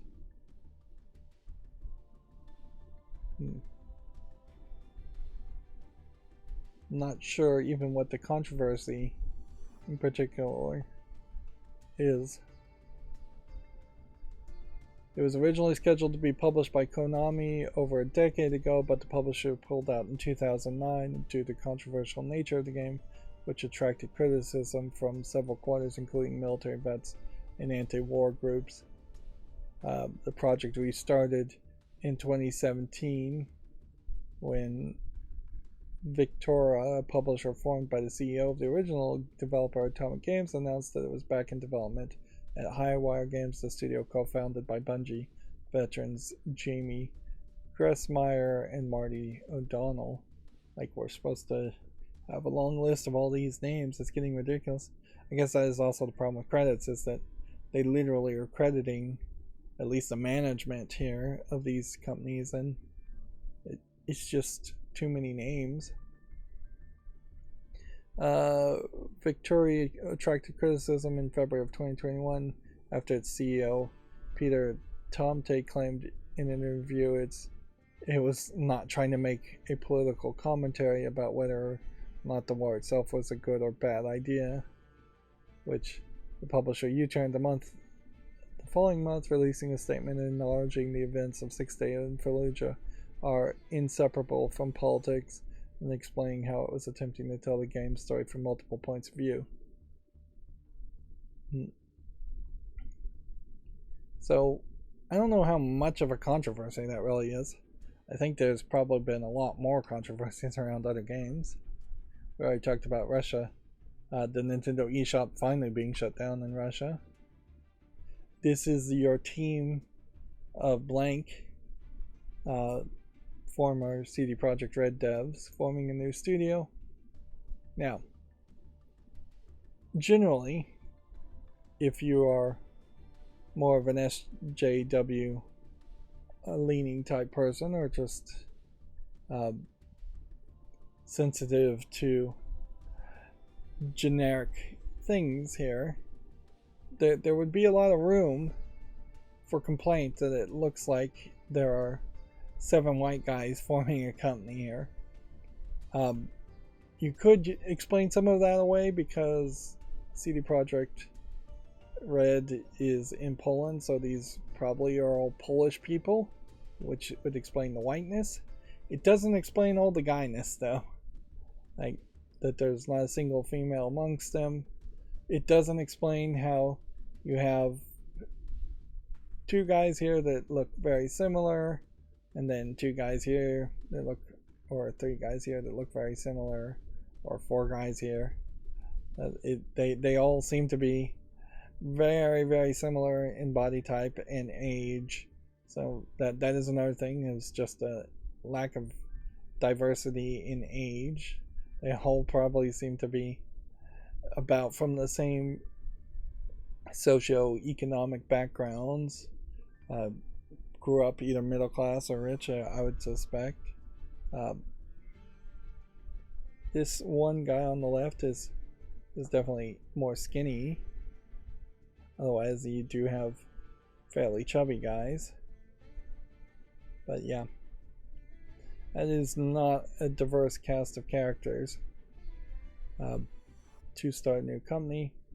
Of course, do you want people that are talented and that have proven themselves to be talented to make games, or do you want just a collection of random people who have never proven themselves to have any skill at all, but happen to tick boxes on race and gender and age and just different physical appearances?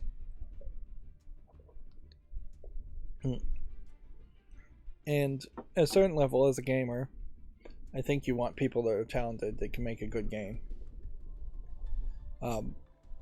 It's nice when you can have diversity. In Poland, I don't know how much you can have of that. And it's better to have a good game for gamers than to check boxes. If we're going to just give games to people for diversity reasons exclusively, then we should just give jobs, make up jobs at that point. And at that point, why not just have universal basic income or UBI specifically for diverse people only? Like, women get UBI because women are less represented in the workforce, or minorities in certain areas get UBI because they're not getting jobs. Yeah, that would sound incredibly unfair to a lot of people, but if we are just so interested in diversity, that would be what should happen. Of course, if you just gave universal basic income to everybody, then it kind of wouldn't matter if the best of game programmers in Poland all looked like white guys, because everybody's needs would be getting met anyways, and we'd be getting good games, so it would be the best of both worlds, potentially. And there was an interesting post on Reddit to point out, we talk about minimum wage and we talk about living wages, but we are really stupid in the fact that nobody talks about thriving wages. If there is actual United States of America exceptionalism, and the USA is one of the best countries in the world, which it often claims to be, then why aren't we pushing for a thriving wage where every possible person is getting paid more than enough money to thrive, instead of pushing for like minimum wage increases or living wages increases, if we could even get to that point. Let's just jump over living wage to thriving. Moving on, we already talked about Kojima not being involved with Metal Gear Solid 3. I don't see a reason why he should be involved. He would want to do something new and change the game drastically, And if Metal Gear Solid 3 Delta changes the narrative even a little, I think people would be unhappy with that. I think they really just want the same old game with no new Easter eggs or no new twists. If they were going to reboot the series, that would be different, but that's going to take work, and I don't think Konami's going to be willing to fund work there. What they aren't saying is any promises of any new Metal Gear Solid games coming out. There was also some speculation that the state of play that happened most recently at the PlayStation Network was not going to be the only state of play this year. Perhaps in response, there are rumors of this, and perhaps that it is in response to the poor reception of PlayStation State of Play. They showed a lot of trailers in that State of Play, and I think that was kind of the problem, is that they just showed trailers. They didn't have anybody really talking about the games, and even as it was at the peak of hypeness, a lot of mainstream video game journal sites were not reporting on half of the games that were being announced, and the names of those games were just not recognizable because they were just new names for new games, and we hadn't heard anything around it. So I think they muddied the waters too much with too many trailers and too many announcements, instead of potentially talking about a smaller number of games and having multiple announcement state of plays. Of course, if they are going to make a new state of play, they still would probably have to find a way to make it more impactful. Moving on, Video Games Chronicles says that Blizzard says that the Diablo 4 servers are prepared for launch traffic. We've done the work we could do to make launch day as smooth as possible, which that doesn't really mean anything. It very easily could have problems. Do you really need to play Diablo 4 from day one? Maybe. It might very well be one of these games where you need to play it every day and do daily quest type actions.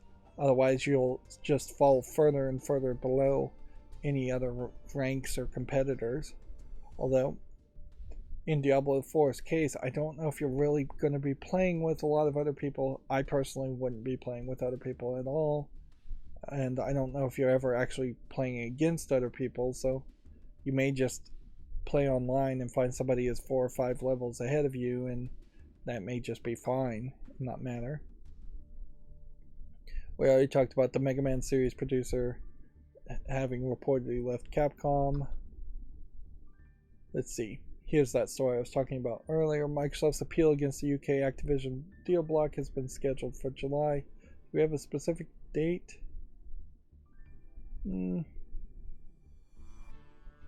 July 24th, so late in the month.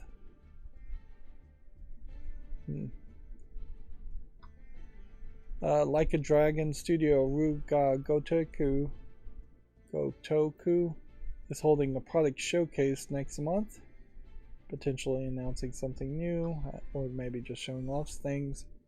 That's really just an announcement for an announcement. The Devolver Digital Showcase has been confirmed for June. Do we have a specific date? June 8th, 3 p.m. Pacific Time, 6 p.m. Eastern Time. And it's part of the Summer Games Fest.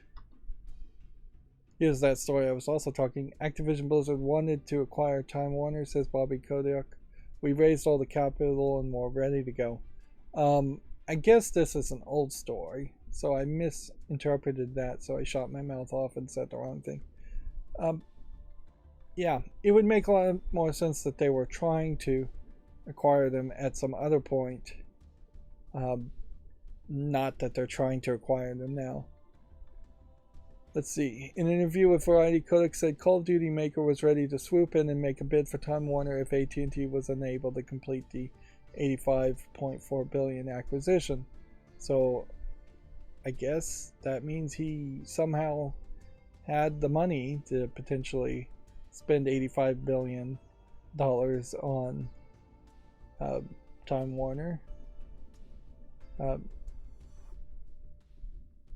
this would have been in 2018. This is funny because the question then would be, how much money did they lose from 2018 to now that Activision Blizzard is being valued at a very cheap $69 billion for all of Activision Blizzard, and yet they somehow in 2018 had raised probably 86 billion or more, unless they were just going to make a lowball offer. Yeah, interesting. I guess that really does show that maybe bad news eventually does whittle down your game company, but I'm not sure if the valuation around Activision Blizzard has much to do with actually bad news and Bobby Kotick, or if it has more to do with the fact that Activision Blizzard games in general just haven't been selling particularly well, and they've gotten worse and worse, which goes back to the idea of Diablo 4 being a Blizzard game, and yet people are super hyped around it. I guess there might be a danger that if this acquisition falls through with Microsoft, Microsoft might have to come back and offer a lot more money to try to acquire them, and they may not be willing to offer more money. It very possibly was mostly a cheap sale decision, in the sense that they decided to try and acquire Activision Blizzard. It is a weird situation though at this point with Microsoft. Like, Microsoft could own another 100 new game licenses for games that are super popular, and it probably wouldn't change their schedule that much because they don't have enough people that are churning out games, and they don't have a tight enough control over the companies they acquire. They're intentionally not putting any tight controls on it to actually force these games to get made, and get made in a good quality that they'd actually sell, or get made in a reasonable amount of time. It should be one or the other. It shouldn't be that a bad game like Redfall just gets shoved out there. A horde survivor and farm simulation game hybrid called We Spike Survivors? I want to say Wisp Ike Survivors. Sword of the Necromancer has been announced for the PS4 and PS5, Xbox One, Xbox Series, Switch, and PC. So, we're continuously getting these kinds of announcements. And in particular, this game doesn't even look that interesting, so I wouldn't make a YouTube short or put it on the follow list. One of the things I opted to do is disable one of the plugins for Steam pages. It was just the privacy badger thing. I just whitelisted the thing. My thought process there is, when I open a ton of tabs, having the privacy badger run on all those tabs is probably taking up more RAM. So, unlike Chrome though, it doesn't seem like there's a way to just have plugins only work on certain URLs, which it would be ideal if that was the case. Moving on, Monster Hunter Rise Sunbreak final digital event has been set for June 7th. We're going through the Gemetsu articles, not a lot of it. Issue 1800, big round number for Famitsu, gives Diablo 4 37 out of 40. Not a perfect score, but very high, so I am gaining some faith, because I do put some credit behind Famitsu reviews, that Diablo 4 may actually be good. Although I am still fairly concerned that it could just be a total bait and switch when it actually launches, and that there could be a lot of microtransactions that just were not in the review versions. This is also a weirdly pixely image that's being shown here. A game called Fallen Knight is 26 out of 40, particularly awful. And then Glitch Buster Stuck on You is 31 out of 40. What's funny about this is, let's see. Fallen Knight is a game I don't recognize, and it's 26 out of 40.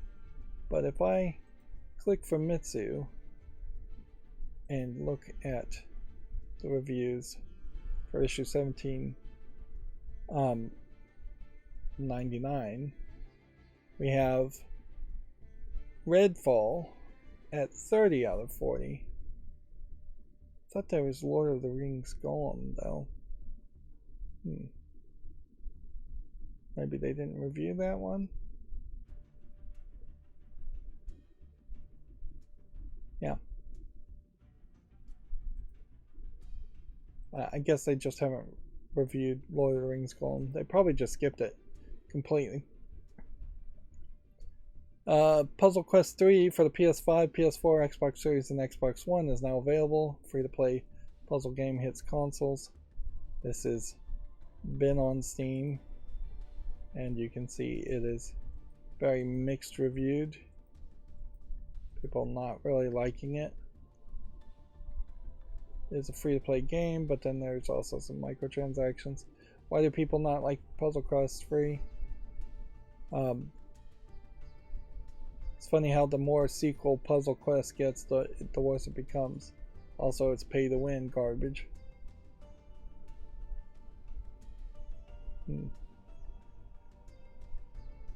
But yeah, at a certain point, if I did cover Puzzle Quest 1, I don't need to play Puzzle Quest 2 or Puzzle Quest 3.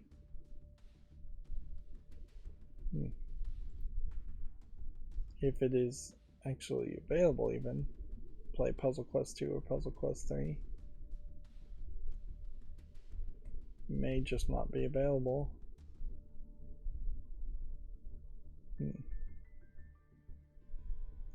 Puzzle Quest 3 is listed.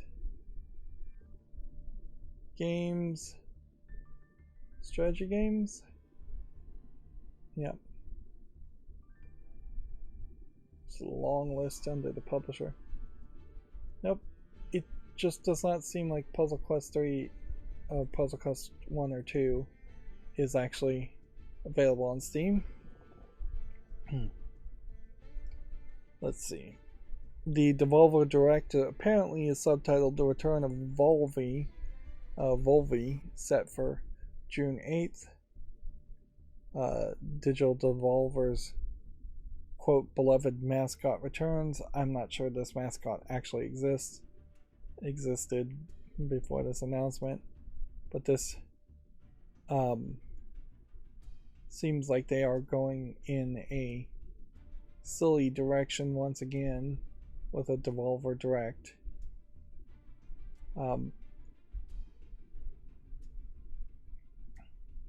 I wouldn't be surprised if the writing and the concept already kind of existed for this Devolver Direct, and the assumption that there would be a E3 this year.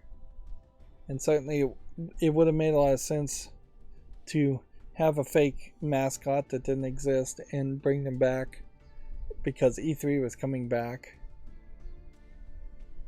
But I wouldn't be surprised if there aren't really Devolver Directs in the same way going forward. Instead, they just kind of announce games when they have games to announce. There is also this problem in that a significant amount of Devolver Digital games are joke games, and it's just getting out of hand and ridiculous. And they really should just try to make good games at this point and stop with the gimmicks and the jokes. Let's see, Ratchet and Clank Rift Apart. I think we had already pretty much talked about that, but I guess we didn't get a Steam link, so we'll put that on the fall list and make a YouTube short around that. Dragon Ball Breakers Season 3 launches June 9th, which Okay. The Games with Gold games, audios, and the Veil being announced. WrestleQuest launches August 8th. It includes a new trailer, including legendary wrestlers.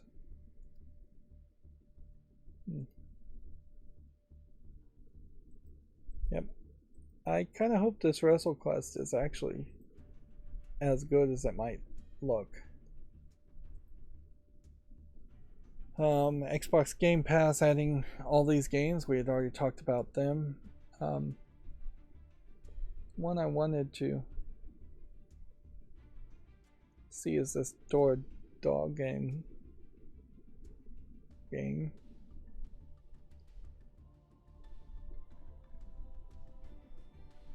See, it doesn't have a link. Immerse yourself in a unique narrative experience and explore the thousand summer colors of Dorgane as you revisit your childhood to uncover lost family secrets in a touchingly formative journey. Yep. You can definitely see, though, how this is just way better broken down on Gamatsu, with each game getting a small description and each game being in bold and listed. So yeah, I'm gonna just always skip GameDeveloper.com. No, VideoGamesChronicle.com articles around the Games with Gold, where I talked about Ascension. Honor of Kings World multiplayer combat trailer is available if you want to check that out on Gamatsu. 6 Days at Fallujah will be released in Steam Early Access. But doesn't seem like there's a link to it. Ralph Grassetti, ex-God of War art director, joining Netflix games. We talked about that. Midnight Suns developer Firaxis was the other company that was hit with staff layoffs. Firaxis woes following the release of last year's Marvel Midnight Suns continue, which is funny because people actually said this was a decent game. I think it just really suffered from poor visuals and poor advertisement.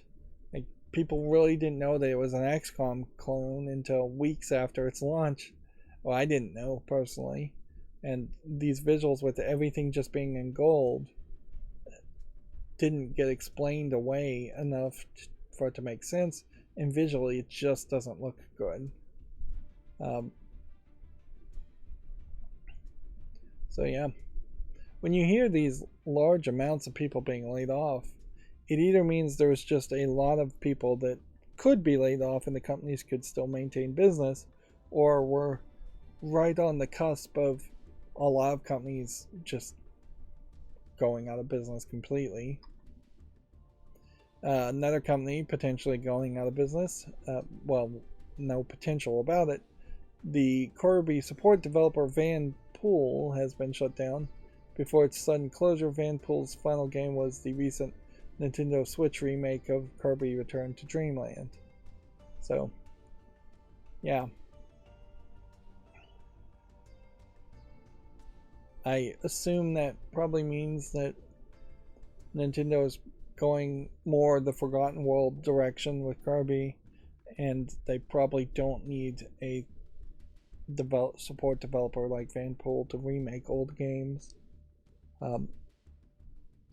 It may have been very much a case that Nintendo told them directly, we're never going to do business with you again, and Vanpool had nobody else that they could do business with at that point.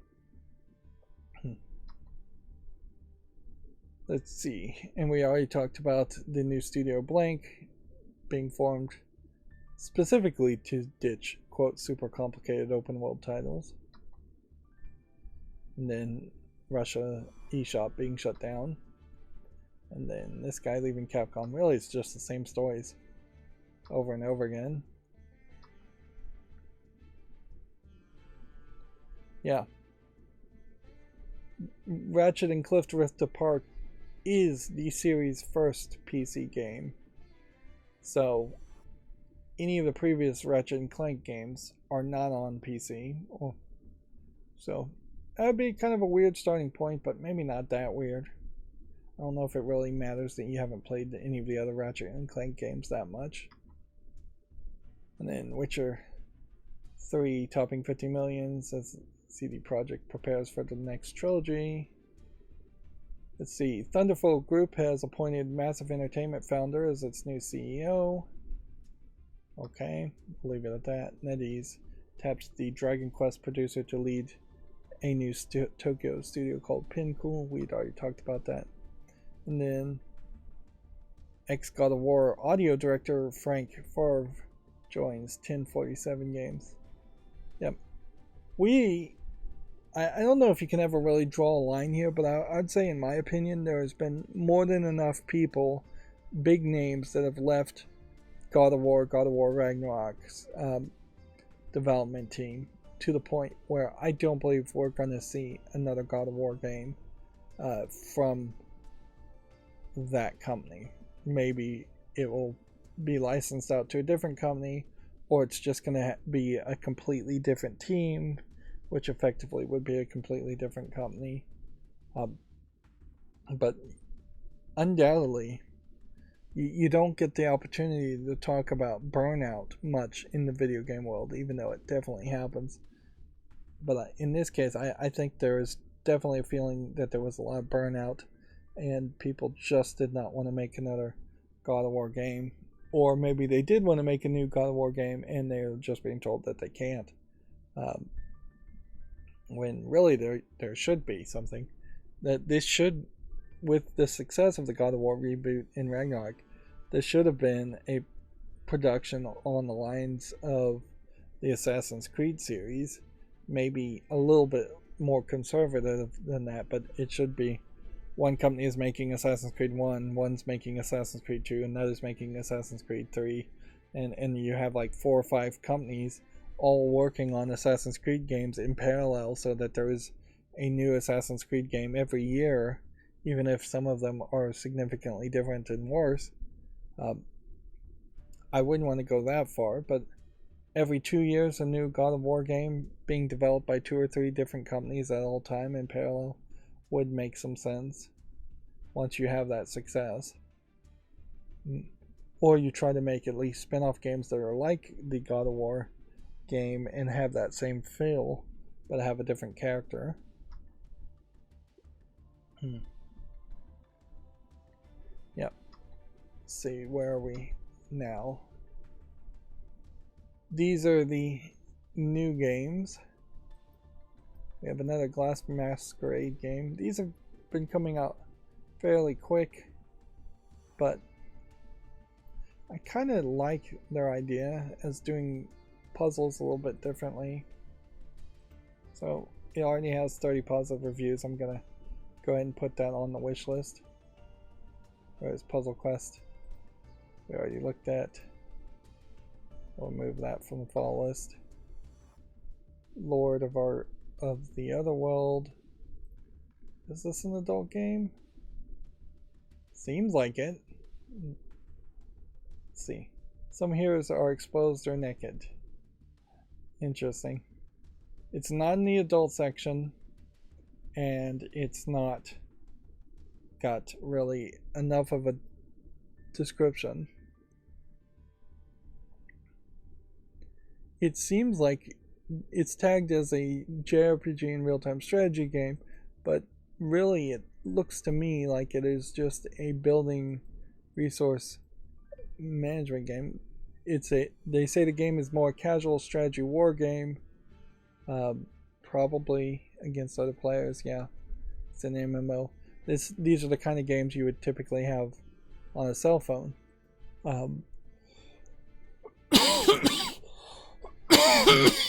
Excuse me. That being said, it is funny to just have an anime girl doubling nude as just one of the characters.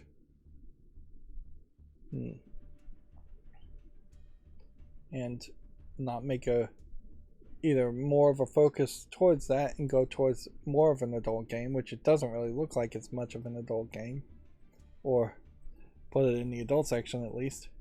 That has been something that we have seen that has been fairly consistent, is that adult content mostly is being released in the adult section, either by having an 18 plus patch and that being separately in the adult section as DLC, or by the whole game being in the 18 plus adult section.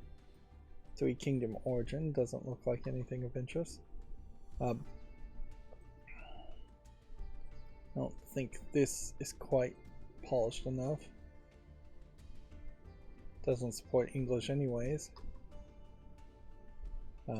Here we have some major dark screenshot syndrome. It's a low effort horror game, I'm sure. Candle Night might be something, and it's already on my fall list. We are going to start going in circles, I think, more and more around this. We're not doing a fall list cleanup at the moment. We are going through the new games, but some games may be on the fall list because people actually put out articles about them, and that does imply that there's a level of better polishing if you are bothering to put out a press release and showing up on something like Gamatsu with your press release.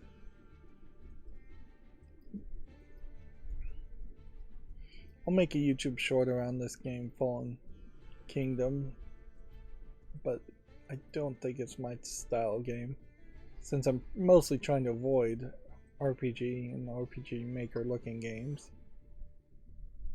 Therapy Simulator is an interesting thought, but I don't know how you'd actually make a game around that. Here we have a Wardle clone, which we haven't seen that in a long time.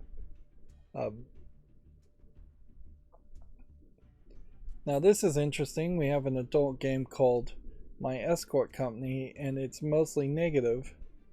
It is flat 2D, more Western animation style characters, although it is kind of more colorful in its color palette.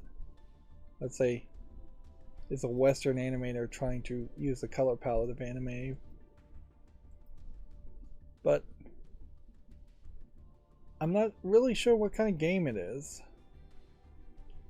You'd think it would be a building simulation like strategy game where you're running an escort company.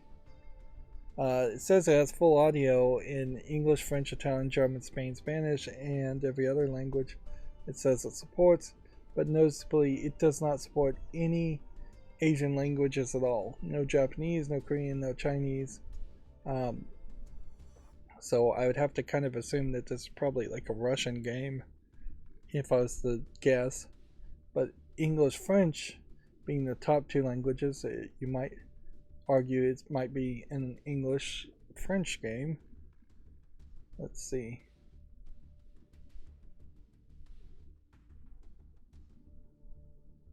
I am just not certain how you actually play a game here.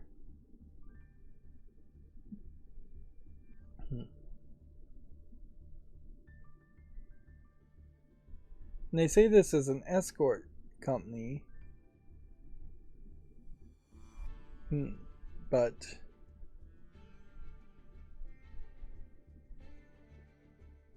they kind of feel more like masseuses or prostitutes than high-level escorts in their outfits.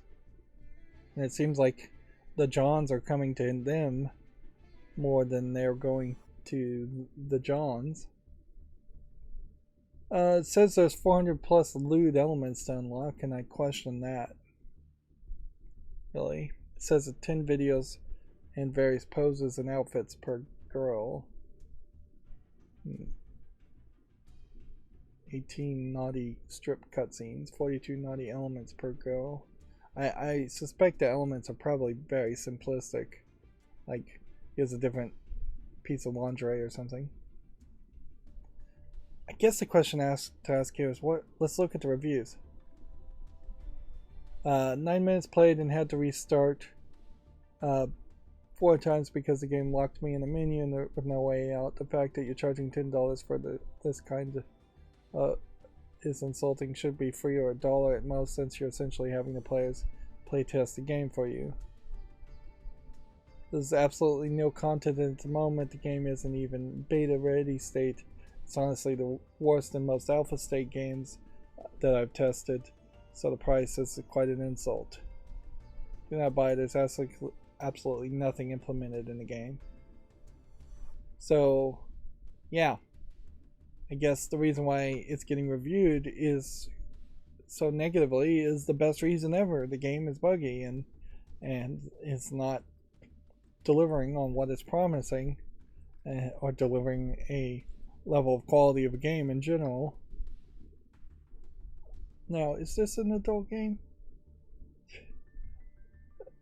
Like, strong language, mild violence, mild suggestive themes, nudity, use of alcohol.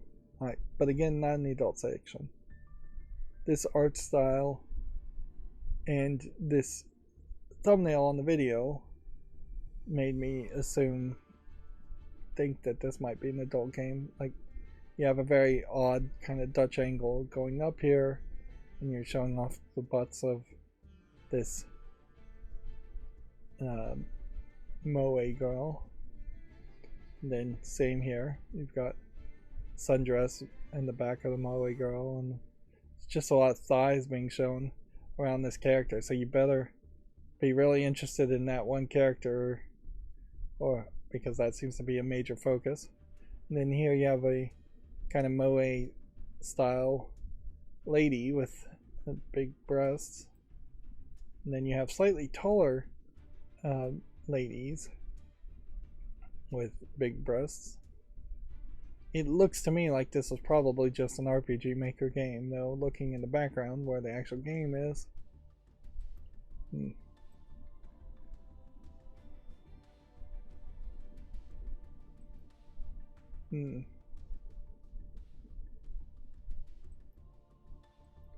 Yeah, I suspect there's probably not much here as far as this game goes. I bet it's a fairly short RPG Maker game and a fairly short story.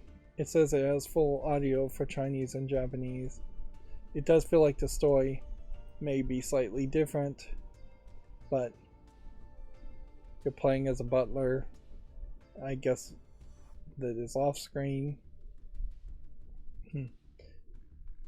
This is a wealthy heiress from an Egyptian noble family.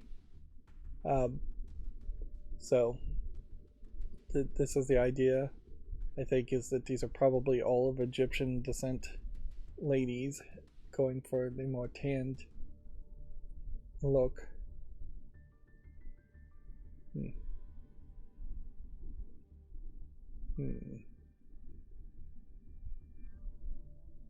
Says it has mini games.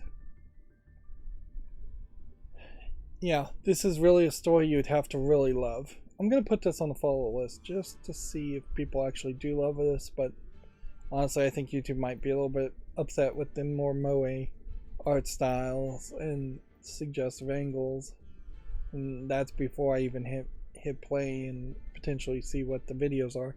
That is still a big issue that I don't have a way of fixing, is that when I make a YouTube short, the video will play, and yet when I look at the games to determine whether something should have a YouTube short, I'm not looking at the video, so it is definitely a gamble that I'm taking.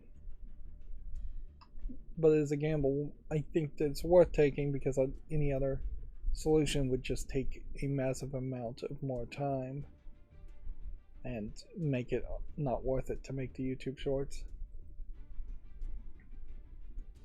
It is perhaps a little bit reassuring, though, that that game was not immediately pushed into the adult section, if it really isn't a game that needed to be in the adult section. Apparently the main theme of this game was from the composer of StarCraft 2 Competitions, Iron Squid, and Nations of War. So it's not the composer of StarCraft 2 music, it's the composer of Competitions to StarCraft 2 Iron Squid Nation was. That is deceptive. This is a free-to-play, looks like visual novel. Doesn't look terrible in the animation, and since it's free-to-play, it's pretty much there. Now, I did hear a argument that I hadn't really considered much before, as far as the idea of playing visual novels on YouTube in long plays, is that you are effectively just turning every page of a book, particularly if you're talking about a kinetic visual novel where there is not any branching or choices being made. So yeah, I could see a no commentary long play of a visual novel being copyright infringement. I generally think that no commentary footage is probably copyright infringement most of the time anyways, because you're not adding commentary. But I wouldn't personally find myself guilty of copyright infringement if I was my own judge. If I was to play a visual novel, because I'd almost certainly do the constant commentary that I do for everything else. Just talk over it like crazy, add my own opinions, at the very least think things out loud and perhaps recap it, not just do a full abridged description of what's going on in the story, but add creative elements and criticism throughout the process. And I think that is just going to be your best bet as far as fair use and fair dealing. That being said, in Japan, you still seemingly could be thrown in jail for copyright infringement, which is crazy. Be thrown in jail for copyright infringement. It does sound like the guy that was arrested. I don't know if he's actually been thrown in jail yet. Though was not really adding much creativity to it. He was maybe making abridged versions that would replace the experience of the visual novels. And arguably, in that case, the reason why you'd want an abridged experience compared to some of the visual novels is the fact that the visual novels themselves are too long. So, if there is a percentage of your audience out there not willing to play Steins Gate was one of the visual novels because it's too long, then it really should fall on the creators of Steins Gate to say, hey, let's make our own abridged version of this game to satisfy that audience instead of having them seek out a solution elsewhere. This is kind of like PlayStation 1, PlayStation 2 era 3D RPG. English is not supported, it's an MMO. Weird. Some of these graphics almost feel a little nostalgic, even though I never really played an RPG quite at this level of graphics. Some of these graphics look pretty rough, too.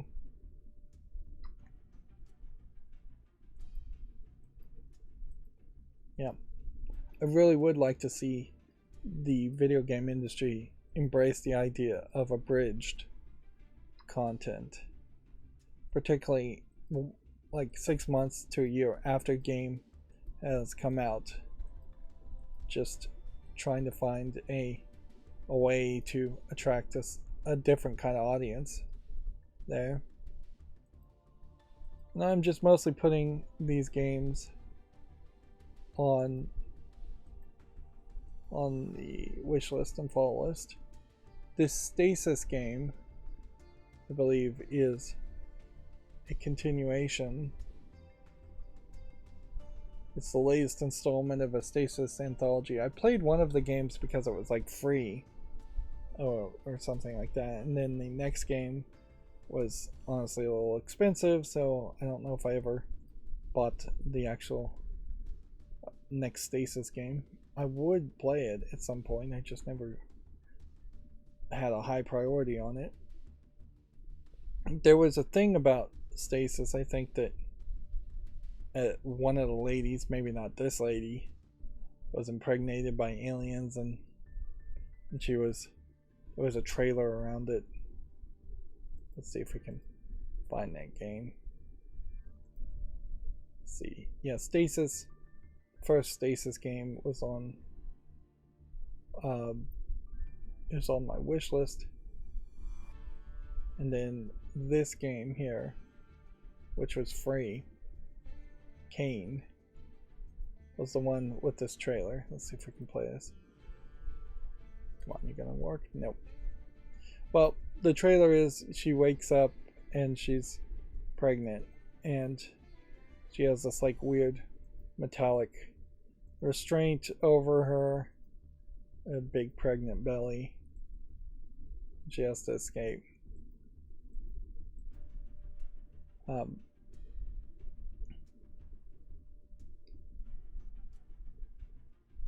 But yeah, you play Kane, and then the next step would have been to play Stasis, and I never got around to Stasis. And now we have yet another Stasis game, which they're calling it an anthology.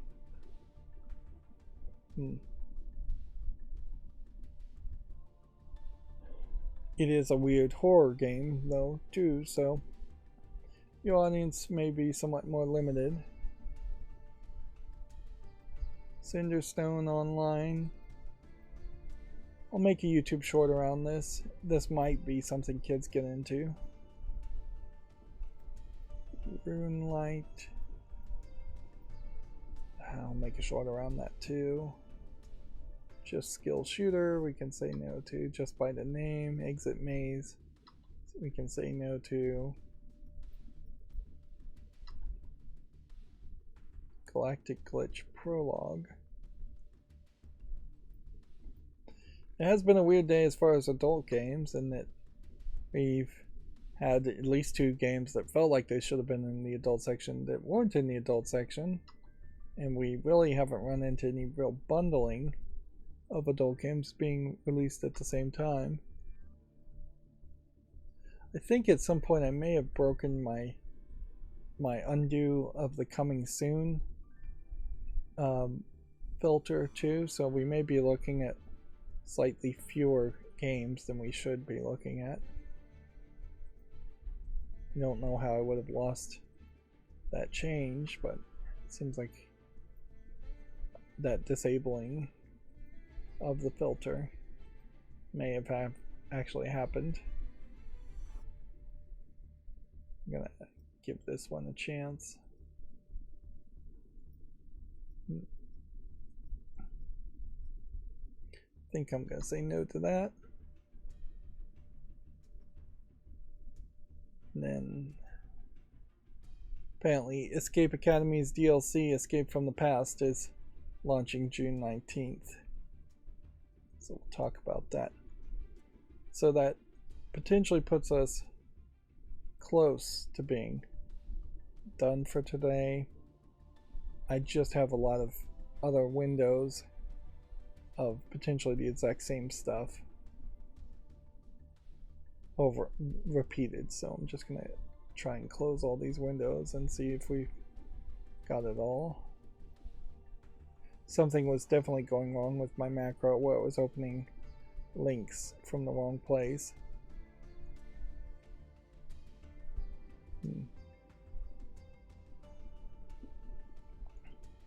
Like, let's see, here's our interstitial at things that should be launching. Yeah. Is this all fall list cleanup again? Yeah. We can get rid of that. Yeah, we have one that we need to leave on the follow list, I guess. I'll leave this on the follow list and give it more time to think about it later. From Earth to Heaven. isn't relevant enough, doesn't have enough reviews. Frog World, we can get rid of. Frogville, I'll leave it. Anything with like frog in the name, I think I have a tendency to leave on the fall list, just in the thought that one of those is going to be a Frog Fractions 3. I think I could probably say no to this. Yeah, let's get rid of that. A chess game that's mixed reviewed, not relevant. A pirate game that's mixed reviewed, I'll give it more time. And Freud's Bones is positively reviewed, so we'll put that on the wish list. Right.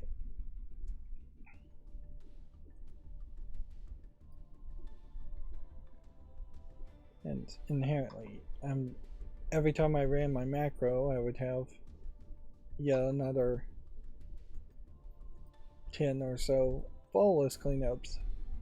So what I'm actively doing is accidentally cleaning up the fall list better than I really should. But that probably won't ever be an issue. Let's get rid of that. Because it just really won't matter. Unless the fall list got down to nearly 0 listings. Unless I just got rid of everything. We'll always have enough things to play on the fall list. The bigger concern, I would say, would be what happens if the wish list gets too big, which is perhaps what is happening, is that we are increasing the wish list to a massive amount when I really don't have a lot of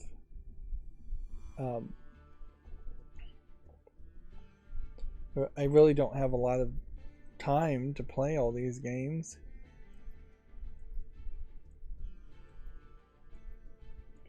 Here we have a gay game in the adult section. It's very positive, and it's a visual novel, and good for it, but there's no reason to put it on the wish list. I can't buy it and I can't play it.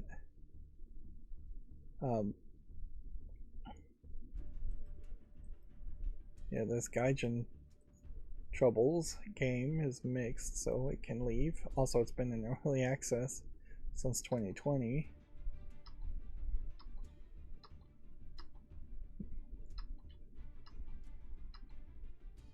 Alright, well, I think that's probably fixed all the issues here. I was getting a lot of views and a lot of comments. We didn't get any comments today. Maybe that's because I started too early, even because I have been streaming somewhat late. If anything, I guess just the inconsistency is the biggest deal here. But yeah, that's going to be it for this stream. Hopefully my macro will be working Friday. As always, I ask you to like, share, subscribe, comment, and watch every second of my videos. Help me with YouTube. And then if you want to support me further, there's a bunch of links down below. Thank you for watching. Have a good evening.